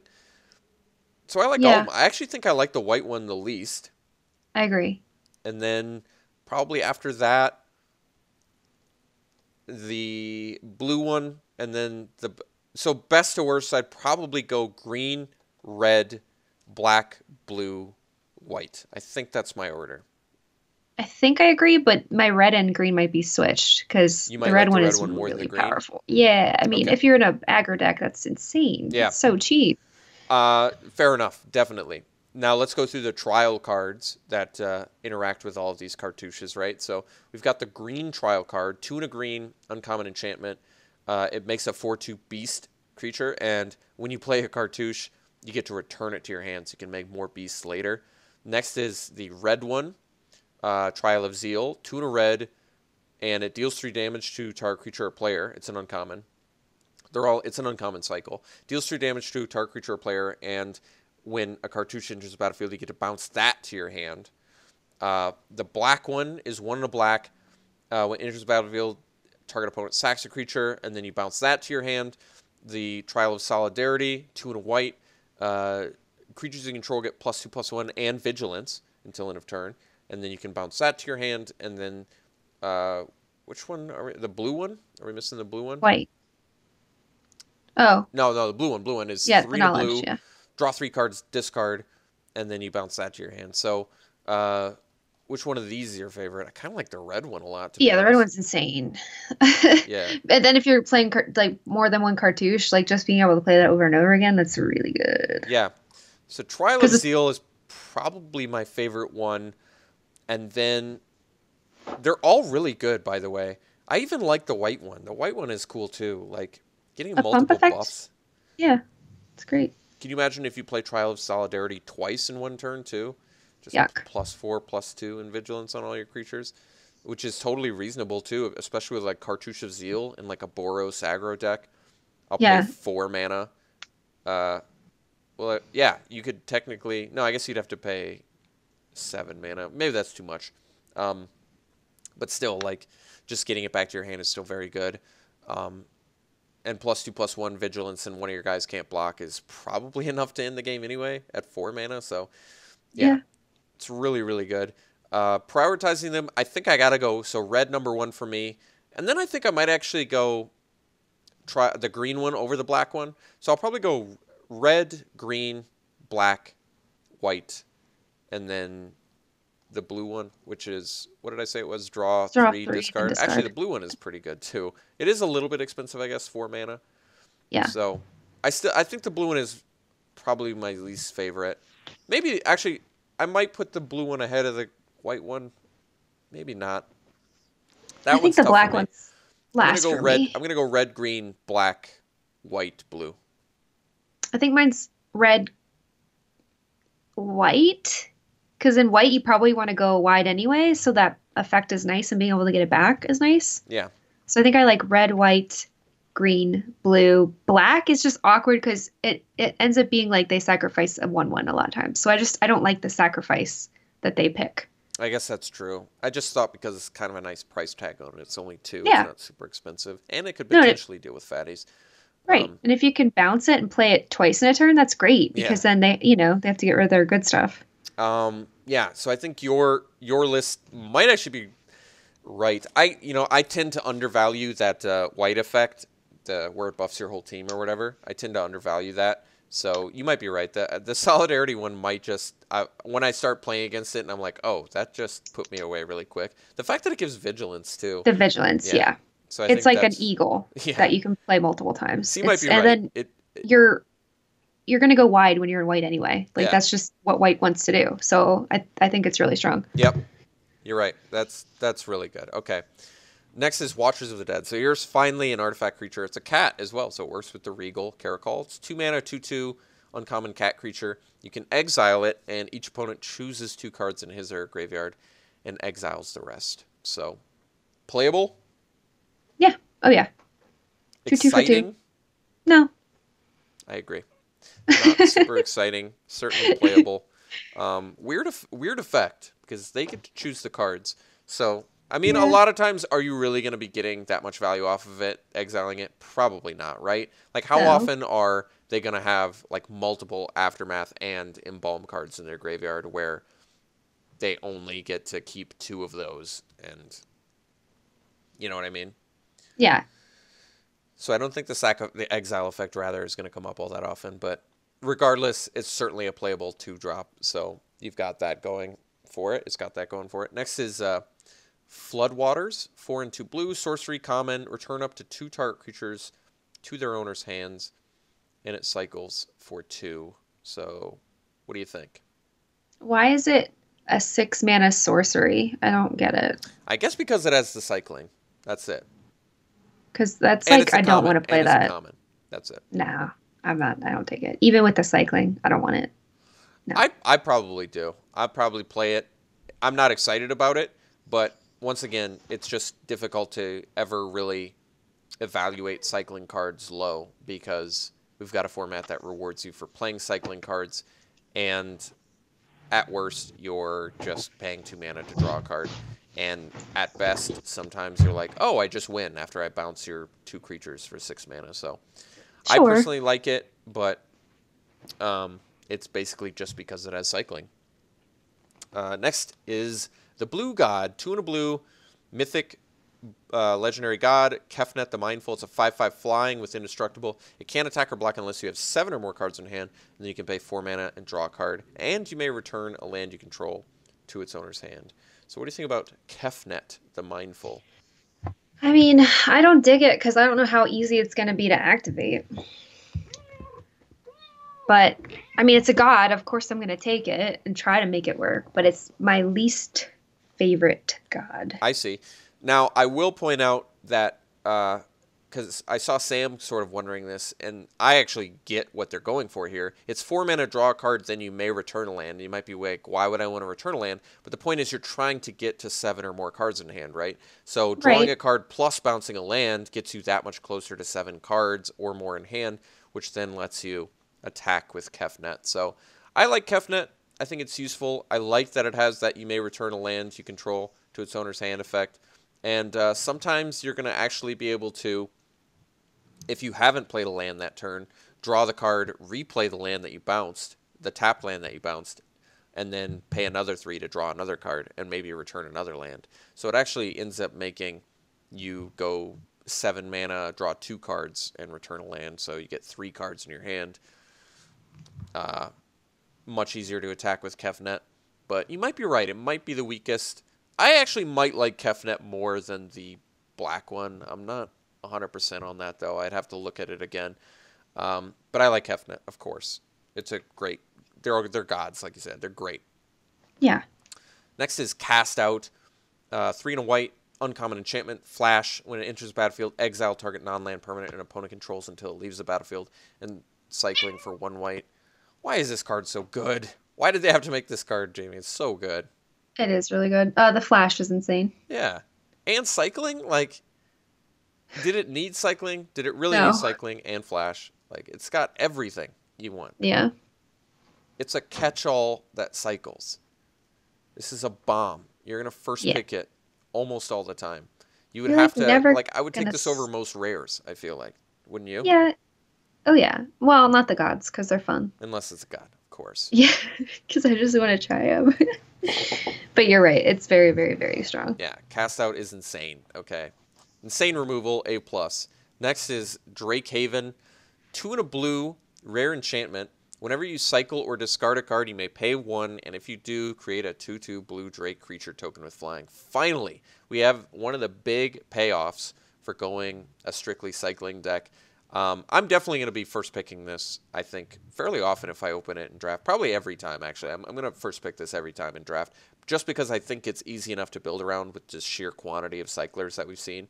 And Yeah. going 1 mana cycle, so two, like say you have a 1 mana cycler, 1 mana cycle, I'll pay an extra 1, I'll get a 2/2 Drake, I'll draw a card. Like, that's a lot of value wrapped up into this. So I really like the Drake Haven a lot. How about you, Yeah. Jamie? I love it. And that's, yeah, the only reason to take some of those garbage cycle cards, like the Yeah. Floodwaters.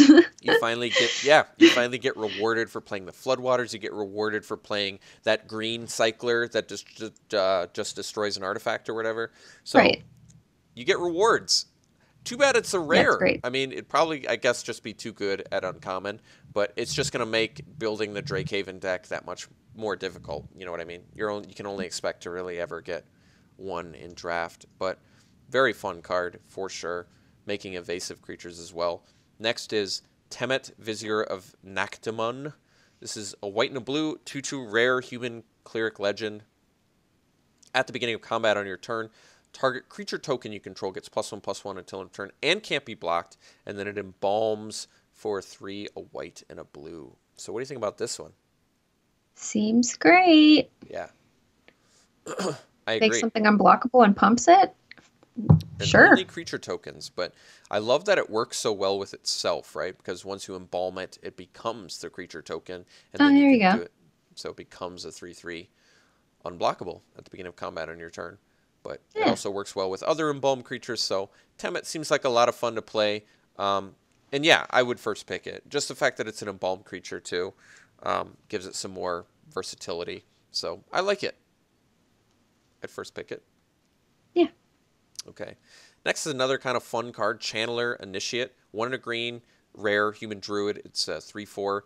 When it enters the battlefield, you put 3 -1/-1 counters on target creature you control, and you can tap, remove a -1/-1 counter from Channeler Initiate, and add 1 mana of any color to your mana pool. So you can see the purpose of this card. It's intended to be played on turn 2 as a 0/1 ramp creature that slowly turns into a 3/4.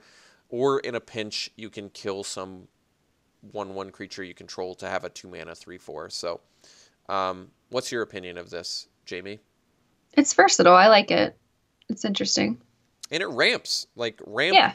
and it Rampant fixes. green. It ramp fixes at 2 mana in green. So It's I great. think you're always going to first pick Channeler Initiate because ramp is a powerful effect in limited in general. But the fact that it also color fixes and, like you said, has the versatility to just kill something weak in a pinch if you need a 3/4 also makes it quite good. So Channeler Initiate to me gets a big thumbs up. I like it a lot. Next is Decision Paralysis. 3 and a blue, common instant. Tap up to 2 target creatures. Those creatures don't untap during their controller's next untap step. So what do you think about this one, Jamie? So it's like chilling grass, but more expensive. And it deals with 2 creatures, I guess, instead of 1, but you don't get to draw the card. Not terribly Eh. exciting, is it? Yeah, it's playable though. I mean, if you're in a tempo deck, sure. Yeah. I think outside of tempo, you're never really going to play it. No, And I it's expect it to expensive. go very late. So not super excited by Decision Paralysis. Next is Essence Scatter, another reprint. 1 and a blue, common instant counter target creature spell. So to me, this card is very playable actually in limited. I'm happy, like most decks consist of what, 15 creatures. So you can expect roughly 40 to 50% of your opponent's decks are going to be creature spells, which means half of the cards in your opponent's deck are probably going to be susceptible to this 2 mana hard counter spell. That makes Essence Scatter very playable and limited, in my opinion. Jamie? Yeah, I agree. Yeah, you're always probably gonna have a target for it, and I mean, if not the turn that you want to, a turn or two afterwards. It's cheap, so it's easy to hold up 2 mana to do it. Yes, I like it. I guess it's slightly weaker in this format because you have the embalmed creatures, but still very playable and good, I am sure. Okay, next we have the Monument Cycle, so we can go through this real quick. So these are legendary artifacts for 3 mana. They make, there's 1 for each color. They make creature spells in that color 1 less to cast, and then they each have a different effect. So the green one, whenever you cast a creature spell, target creature you control gets +2/+2 and gains trample. The red one, whenever you cast a creature spell, you can rummage, discard, and draw. The black one, whenever you cast a creature spell, each opponent is drained. They lose one, you gain one. The white one gives you a 1/1 white warrior creature token with vigilance. And the blue one lets you tap a creature, or target creature an opponent controls doesn't untap during its controller's next untap step. So just looking at these right away, how would you how would you put them strongest to weakest, do you think? I mean, they're all good. I would play every single one of them. Yeah, I like that they're Um, like colorless ramp too. That is cool. yeah. I mean, they all do different things, so it's hard to rank them. Yeah. I think the blue one's like pretty powerful. Really, the blue one. I think so. Whenever you cast a creature spell, target creature an opponent controls doesn't untap during the next untap step. That's huge tempo. Remember, it doesn't tap though, so they already have to be tapped for you to keep it Oh, tapped. that's true. That's true. Never mind. That's not as strong as I thought. Uh, yeah. So I think I like the Like that the one the least. yeah. I don't know which one I yeah. I don't know which one I like the most. I think to me it's between green or black, and I might give slight edge to black just because drain is very good. It might be green though. I think for me it's green, black, um, red, white, blue. Okay, so I think mine's I don't know. I think white's really good. Making a bunch of 1/1s vigilance seems good, especially if you're playing it with that pump spell, the +2/+1. Oh yeah, the solidarity thing. That is true. That's gonna Yeah, I reward. mean, Yeah, that makes that solidarity, that trial of solidarity, that much better actually, because there's quite a few of these 1/1 white warrior creature token effects in the format in white. yeah. So I don't know. I can't decide. I like them all. But yeah, I think the blue one's the weakest. I think the red one's the second weakest. And then I can't really decide. I think green, black, and white are all pretty dang good. Yeah, these are going to be a lot of fun to play. This is a cool cycle in this format too. Doesn't this feel like it's going to be a fun card to have in limited? Making it's like Yeah. a lot of cool effects. Makes your stuff cheaper. Then you play your cheaper spells and get a bonus effect. So I like the monuments. They seem like a lot of fun to play with. And I'm actually clueless on how far, like how highly you have to prioritize these two. I don't even know that yet. So we kind of have to play a little bit with them to understand that. But they all on the surface, like you said, look good. Mhm. Next is Scribe of the Mindful. 2 and a blue, common human cleric. It's a 2/2. You pay 1 and tap it, sack it, return target instant or sorcery card from your graveyard to your hand. Um, I actually like this card. I think it's actually more useful than it maybe looks. What's cool about it is you can chump block with it, then pay 1, tap, sack it, and get back a useful like removal spell. So for like blue red or blue black, um, this seems like a really useful card to have. And I bet you probably don't have to highly prioritize it. Like it'll go probably mid. It'll probably go like fifth to eighth pick too, and you can still pick it Sure. up. What do you Yeah. think?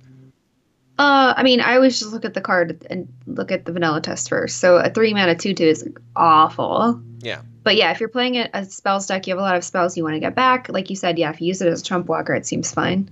So yeah, I like Scribe of the Mindful. I think it's a pretty good card. Once again, I guess more of like a build around. Like if you only have like 3 instant sorceries in your deck, it's gonna be pretty bad. If you have like 7, it's probably gonna be really good. So it's one of those cards. Um, it ranges anywhere from very bad to probably pretty good. Um, Onward and Victory is the next one. It's an uncommon aftermath spell. It's 2 and a red instant. Target creature gets X+X+0 until in turn where X is its power. And then Aftermath, target creature gains double strike until end of turn. So interesting to note right away. The Onward is instant. The Victory is sorcery. So if you want to do them in conjunction with each other, you do lose the element of surprise, right? Because you have to Yeah, cast as a sorcery. But what do you think about this one? You love the Boros aggro decks. I do. Uh, yeah, I mean, the instant part is really powerful. The sorcery part is, yeah, giving it double strike and your opponent knows it's coming is kind of like eh. But I mean, it can be powerful. I think I'm gonna pick it Yeah, I if don't I'm in think I'm red going to for first sure. pick this probably ever, really. Yeah. But it does seem like a card that probably wheels, honestly, often, because if people aren't in Boros, they're certainly not excited. If they're not in Boros and they are in red, they're not like super excited to have Onward, I don't think. It's okay. It's Uh, like it's okay. It's just it's not like a busted effect though, no. It's dependent on your creature already having a good amount of power to even Yeah. be that effective. So I think it'll go fairly late, and I think if you're in Boros aggro, you're pretty happy to have that card. Um, Next is to crop Elite, 3 and a white, common bird warrior. It's a 2/2 with flying, and you can exert it as it attacks. And when you do, creatures you control get +1/+1 until end of turn. So you were saying earlier you don't really like exert, but how do you feel about this one? Oh, it's fine. Because then it attacks as a 3/3 and pumps your whole team. I'm okay with that. I'm more Yeah, than okay with that. That seems good to me. it's less exciting though, isn't it, than that Ether Revolt, the eagle, the Dawnfeather Eagle, isn't it? Oh, yeah. Dawnfeather Eagle's insane. Yeah. I agree. So this is worse than Dawnfeather Eagle, even though it's one less mana, but it's also one less power and toughness. And was the Eagle? Eagle's a common too, isn't it? Jeez, Dawnfeather Eagle is a common. So yeah, I don't think to crop Elite, and this doesn't give vigilance to your creatures either. So the whole point Well, of Dawnfeather Eagle being so good is that it comes down and buffs right away. The fact that they yeah, know that this is coming does make this a lot worse. true. Still very playable though, just not nearly as good as Dawnfeather Eagle. Next is Exemplar of Strength, and this is 1 and a green, uncommon human warrior creature. It's a 4/4. It enters the battlefield. You put 3 -1/-1 counters on target creature you control, and when Exemplar of Strength attacks, you get to remove a -1/-1 counter from it, and if you do, you gain 1 life. So, what do you think about It's this one? fine. It attacks as a 2/2 on 3, Yeah, you're right. So it's which is basically fine. it's like a grizzly bear that gains you a life when it attacks, and then the turn after that it gets bigger.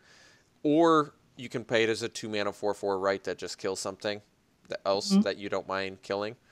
So it's got a little bit of versatility in that respect. Um, it's actually quite a bit better than my first glance, right? Because like you said, it's a bear. It's a 2 mana, I guess, 1/1 when you play it, but it attacks as a 2/2, and then it attacks as a 3/3, and then it attacks as a 4/4. So it grows pretty quickly if you play it on turn 2, and if they let it, get to a 4/4, that did a lot of work for you on turn 2, don't you think? Yeah. So do you think you could first pick Exemplar solely because of that? No. You don't think so? I mean, I would be very unexcited to first pick that. I would hope there's something better in the pack, but I think it's a strong card. I would be okay first picking it. Let me Yeah, take I that back. might be okay first picking this. I'm I'd be unsure yet. okay. It just feels like something that can, like you said, like the fact that it's turn 3 attack for 2, turn 4 attack for 3, turn 5 attack for 4. Pretty good. It grows Yeah. quickly, and it's got a cheap cost, and it's gaining you life, so it's got quite a bit of versatility wrapped up into it too. It seems like a fun card, regardless. Fun card to play, and it works with the -1/-1 counter synergy decks or whatever. Next is Splendid Agony. So this is 2 and a black, common, instant. Distribute 2 -1/-1 counters among 1 or 2 target creatures. I like this card. This is obviously a very good card. It's instant. It lets you combat trick. It lets you get potentially 2-for-1s, 3-for-1s, crazy stuff like that. Uh, Yeah, love those blowouts. The value. It's good. yep. Blowout value indeed. I like the Splendid Agony. I'm gonna be. Are you gonna first pick this one? You think ever? I would if I would. I mean, it's kind of like the exemplar. Like if there's nothing really super exciting in the pack, I'd be okay taking that. Yeah, I think so It's fine. too. There's likely better cards first pick, but I think I could see myself first picking a Splendid Agony some of the time. The fact that you can distribute the counters is, I mean, Subtle Strike. I never really first picked that, but don't you think Subtle Strike is like a great card too? It is great. Oh yeah, it's really good. Yeah.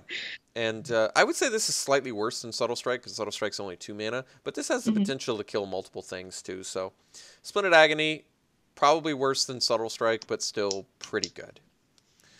Next is Consuming Fervor. 1 red, uncommon. aura. Enchant creature. Enchant creature gets +3/+3 and has at the beginning of your upkeep put a -1/-1 counter on this creature. Okay, Jamie, Miss Aggro player, what do you think about this one? I mean, I think it's fine in an aggro deck. Yeah, if you're pumping something up and jamming in damage and eventually your creature dies to it, it's fine. Yeah, if you're getting in for like 4 on turn 2 with the help of this, and Yeah. then 3, like if you end up doing 7 to 9 damage because of Consuming Fervor, you should be really happy with like 2 cards. So I think for that reason, it's certainly playable. The fact that it's uncommon, you're probably not going to be able to get like 3 or 4 of them in a draft all that often. Yeah. Um, That would be insane. yeah, if you had like multiples of them, well, then you're getting it's basically, I mean, I know what this card is. Consuming Fervor is a take on Unstable Mutation, which is an old blue card, which essentially does the same thing. But Gotcha. this effect doesn't make sense in blue anymore. It's outside of blue's color pie, kind of. Blue doesn't really buff. Blue doesn't put -1/-1 counters on. So it doesn't make sense here, and it does actually make a lot more sense in red, which has like the balls to the wall creatures with downside. So I like to see this switch actually, and it's certainly playable because aggro likes to deal free damage out of nowhere like that. Next is Prepare and Fight. This is another rare 1 and a white instant. Untap target creature. It gets +2/+2 and gains lifelink until end of turn. And then Fight is 3 and a green sorcery. Target creature you control fights target creature and opponent controls.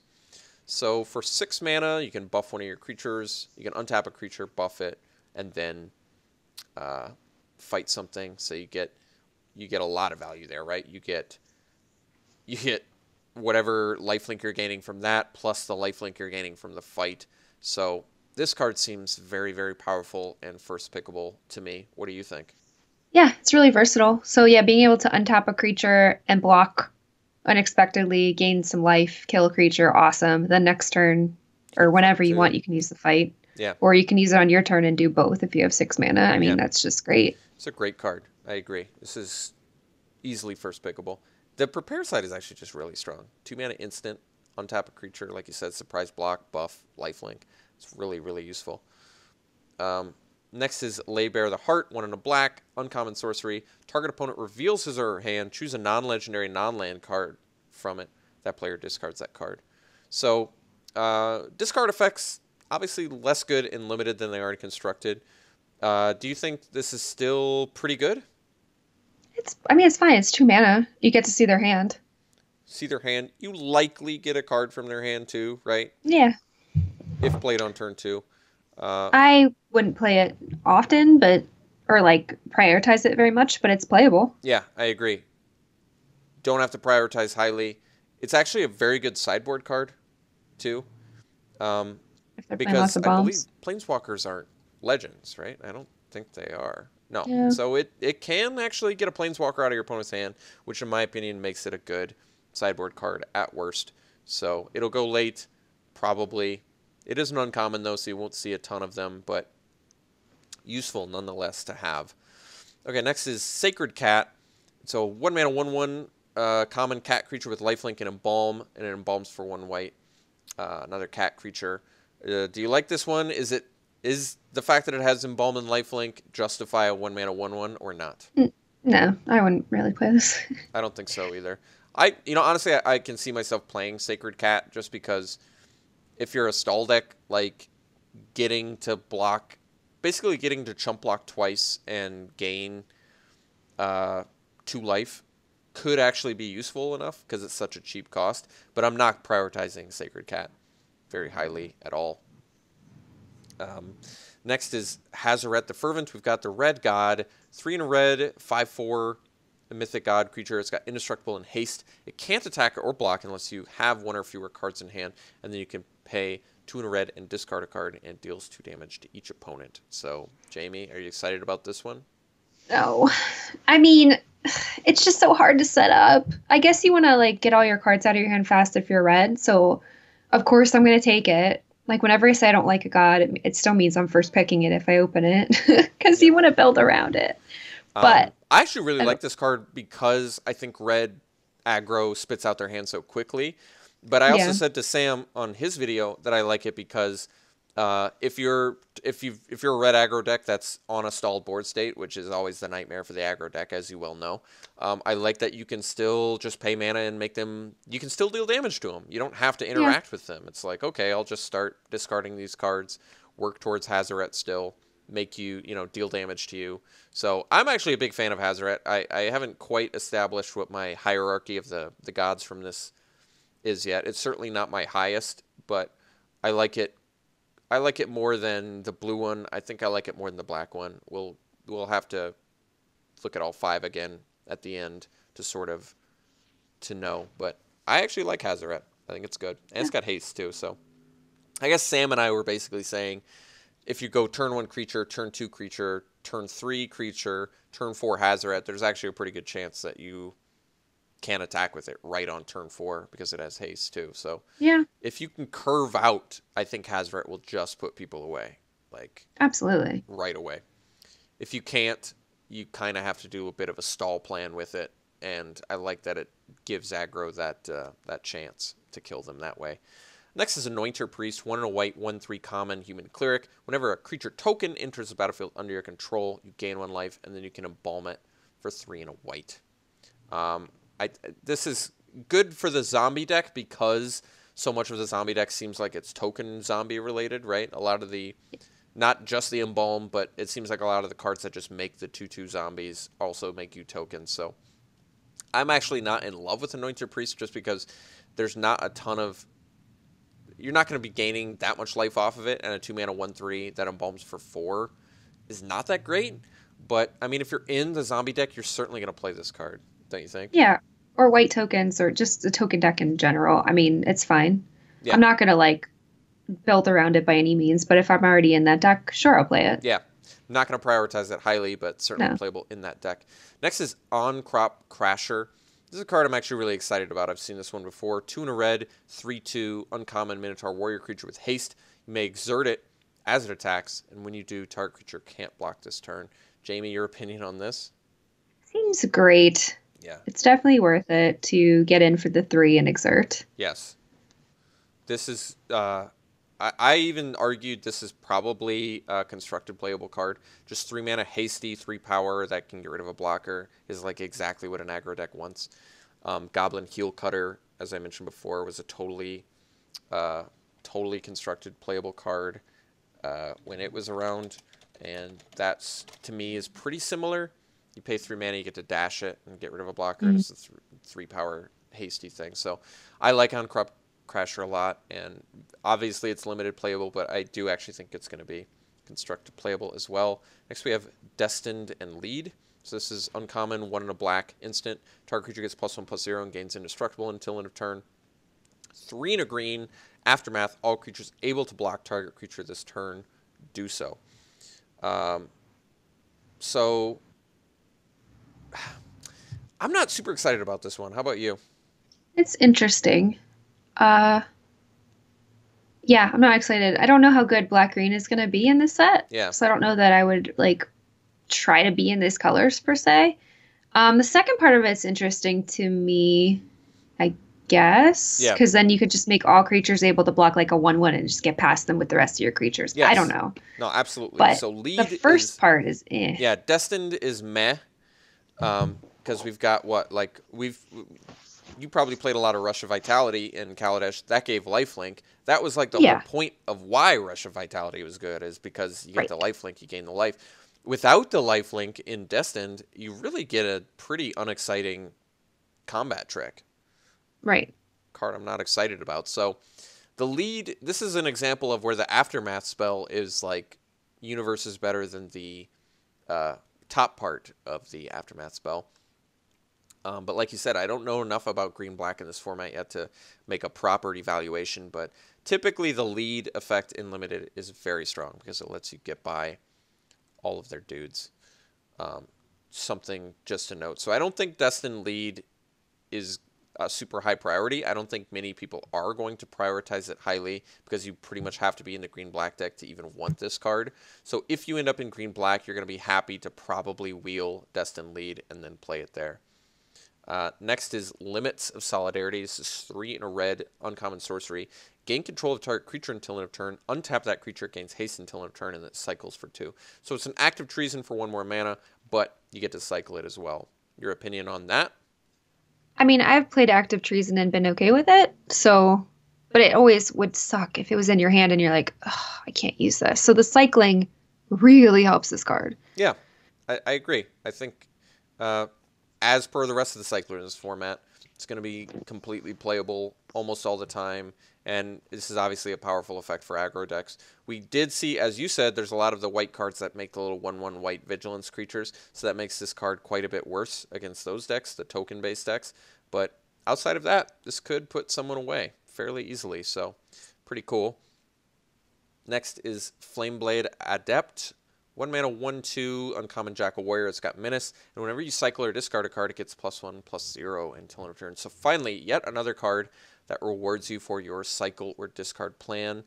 And the fact that it's a 1 mana, 1/2 Menace, is that good enough on its own? What do you think? I think it's good with Hazoret Yeah. because you can discard your hand and then attack with Hazoret on 4. Yeah. But no, I don't know that I'd play it on its own, honestly. It's okay. Yeah. You're right. It's all the any time it's like a 1 mana, 1 power creature, even if it has the prowess or it has the menace, it's really like it's difficult to know how often you just want to always jam those or not. Like this is an example of a card where if you don't have cyclers and you can't discard, this card really is kind of unexciting outside of that archetype. So Yeah. in its archetype, in its deck, it's going to be fantastic. Outside of it, probably unplayable. Next is Nest of Scarabs. 2 and a black, uncommon enchantment. Whenever you put 1 or more -1/-1 counters on a creature, create that many 1/1 black insect creature tokens. So this is clearly a build around, but is it a build around that's good enough or not, Jamie? What do you think? Uh, create that many. I think it's gonna be good in the right deck for sure. Yeah. Like think about it with the exemplar the exemplar of strength. Like Yeah, if you go that into this, you get 3 insects. You get 3 1/1 insects for 2 mana and a growing exemplar, right? it seems great. Yeah, in the right deck, it's awesome. I don't know. I don't know how highly I'd prioritize it though, because how many 1/1 counters? I mean, minus mine count. Ugh. How many of those can you actually get? In your deck? Yeah, I don't know Yeah, yet. We've seen if it's we've a seen lot. quite a few. We've seen Yeah, like probably 7 to 10 maybe somewhere around there. So it does have quite a few interactions in this format. Um, Outside of that archetype, no one's going to take this card. So true. like that's kind of nice that you could probably end up wheeling a Nest of Scarabs if you're already or seeing it fairly late, mid to late in a draft and be like, "Yes, I finally get rewarded for all of these -1/-1 counter cards I have." So, um, even if you think about it this way, think how good it is with the Splendid Agony, right? Right. Um, get to weaken your guys, get 2 insect tokens. You can even like surprise block them. They attack you with 2 toughness creatures. I'll Splendid Agony them both, make 2 insects, and then just kill them both. So that's kind of cool. When I first did the spoiler with Sam on his channel, we said Nest of Scarabs probably not that exciting at all. But now that we've seen more spoilers, I'm much more intrigued by it. So I think it's going to be a fun build around. Next is Crocodile of the Crossing. 3 and a green, 5/4 uncommon crocodile creature with haste, and when it enters the battlefield, put a -1/-1 counter on target creature you control. This is one of those cards that made me do a double take because I'm like, wait a second, what? Why? Why are you so good at uncommon? So this It's feels like really it good. absolutely could have been a rare, don't you think? Yeah. Well, a 4/3 haste, if you're putting it on itself for 4 is great. And then if you can use the -1/-1 on something else to benefit you in some way, it's good. It's really Then good. it's a 4 mana, 5 power haste too. So Yeah. yeah, Crocodile of the Crossing seems like a one of those bomb uncommons, and I'm easily first picking Crocodile of the Crossing very often. It's gonna be one of those cards that just puts people away out of nowhere once again. It's like, oh, turn 4, now you take 4 more. It's like, wait, what? Turn 4, I'm taking 4 more damage? That sucks. So if you're curving out into Crocodile of the Crossing, you're putting people away. I really like this card a lot. So we already did the Yeah. Cartouche, we did the Trial. Next is Jeru's Resolve. 1 white, common, instant, untapped target creature, prevent all damage that would be dealt to it this turn. And then it cycles for 2. So is this a playable combat trick simply because without the cycling, would this still be a playable combat trick? Maybe because you get to untap your fatty and Yeah. like eat something for pretty cheap. And I mean, preventing all damage. So it's like saving. It reminds me of that. Oh, the thing from Eldritch Moon. Counter target spell that hits your creature. It has like a moon around it. Was it one What was blue it or called? was it in white as well? It was one blue. Okay, I know which one you're talking about. Yeah, it counters a It spell that just reminds targets a me of creature that. you control. Yeah, because it was like very specific, but it This was is cheap. you're right. This is cheap and specific as well. But once again, the fact that it has cycling, I think, just makes it always playable. Yeah, Like I think you can run it for sure. I mean, I ran that other spell, is what I'm saying, like most of without the the time. cycling. Because, So if you ran yeah, that without the cycling, then you're definitely going to run this with the cycling. I agree. Next is in Oketra's name. 1 and a white, common instant. Zombies you control get +2/+1 until end of turn. Other creatures you control get +1/+1 until end of turn. So this is an interesting card because it's an instant. So at worst, say you have 0 zombies in your deck, it's at least a bad combat trick. But at best, it's only +2/+1 until end of turn with the zombies you control. So what's your opinion on this one? if you're playing a lot of zombies, it seems really, really, really good. uh, I think because it's super cheap to pump your whole team at an instant Add speed, instant sure. speed, 2 mana, and it's a common, so you can probably expect to see. Because I feel like this is obviously going to go super late outside of any zombie deck. No Yeah. one's going to be picking this card, so expect to see this like 12th, 13th, 14th pick probably, because people that aren't in zombies have no interest in this. So for that reason, although I guess it does for 2 mana pump your whole team, which is essentially I think the card morale. It's Yeah, like it's fine. upgraded. In fact, it's better than morale because this was only it's way better than morale. Morale was Mm. 3 mana and only attacking creatures, so its universe is better than that. But even universe is better than morale doesn't make it very good outside of the zombie deck. I don't think. Like Or if you're super go wide. yeah, if you have your deck like we talked about earlier with all those 1/1 Yeah, vigilance warrior tokens, maybe just +1/+1 for 2 mana instant is good enough. So I guess that I remains think to be it's seen. fine. But I expect Yeah. this to go very late. I expect Oh in yeah. Oketra's name to go very late. And if you're in zombies, like you said, you're pretty happy to have it. Okay, I think we are finally done. Thank you for your patience, everybody We and Jamie. made We had it. a lot of spoilers to get through, and there's still a lot more on the way. This looks like a very fun Wow. format. Are you excited? Look, in fact, we already have a new one since we started talking. So Well, you might as well talk about it. yeah, so we've got by force here. 1 red and X uncommon sorcery, destroy X target artifacts. Okay, well, unfortunately, not a super exciting one since we've already kind of established there's not a lot of artifacts in this format. But this is Yeah. probably maybe a sideboard card for constructed at best or Yeah. something like that. But yes, overall impressions of this format, Jamie? I am excited. I'm ready. I feel like it's going to be a nice synergistic format. I am predicting that, yeah, like the zombie deck is going to be super real, and a lot of people are going to want to play white black. I think You know how, like, in Oath of the Gatewatch, like everybody wanted to be white black allies? yeah. Yeah. You think that? Oh, I you think think this is gonna be like the black white zombies is gonna be like that to like that was fought for that over. format? You might be Yeah. right. I personally think cycling is gonna end up being the most popular and powerful deck in the format. But Okay. we do only. I still need to see at least a couple more reward cards. I want to see 2 more like payoffs for cyclers. Yeah.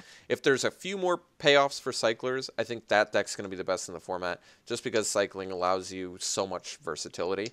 But I also, like you, am excited by the zombie deck. There looks like there's a lot of fun zombies to play with, and the embalm cards all turning into zombies means you're going to have a wide range of zombies to choose from in the format as well, which It's should be a lot exciting. of fun. So, what Yeah. do you think about like the ancient Egyptian theme? Are you kind of excited? Do you like the themes of formats? Are you into that sort of stuff?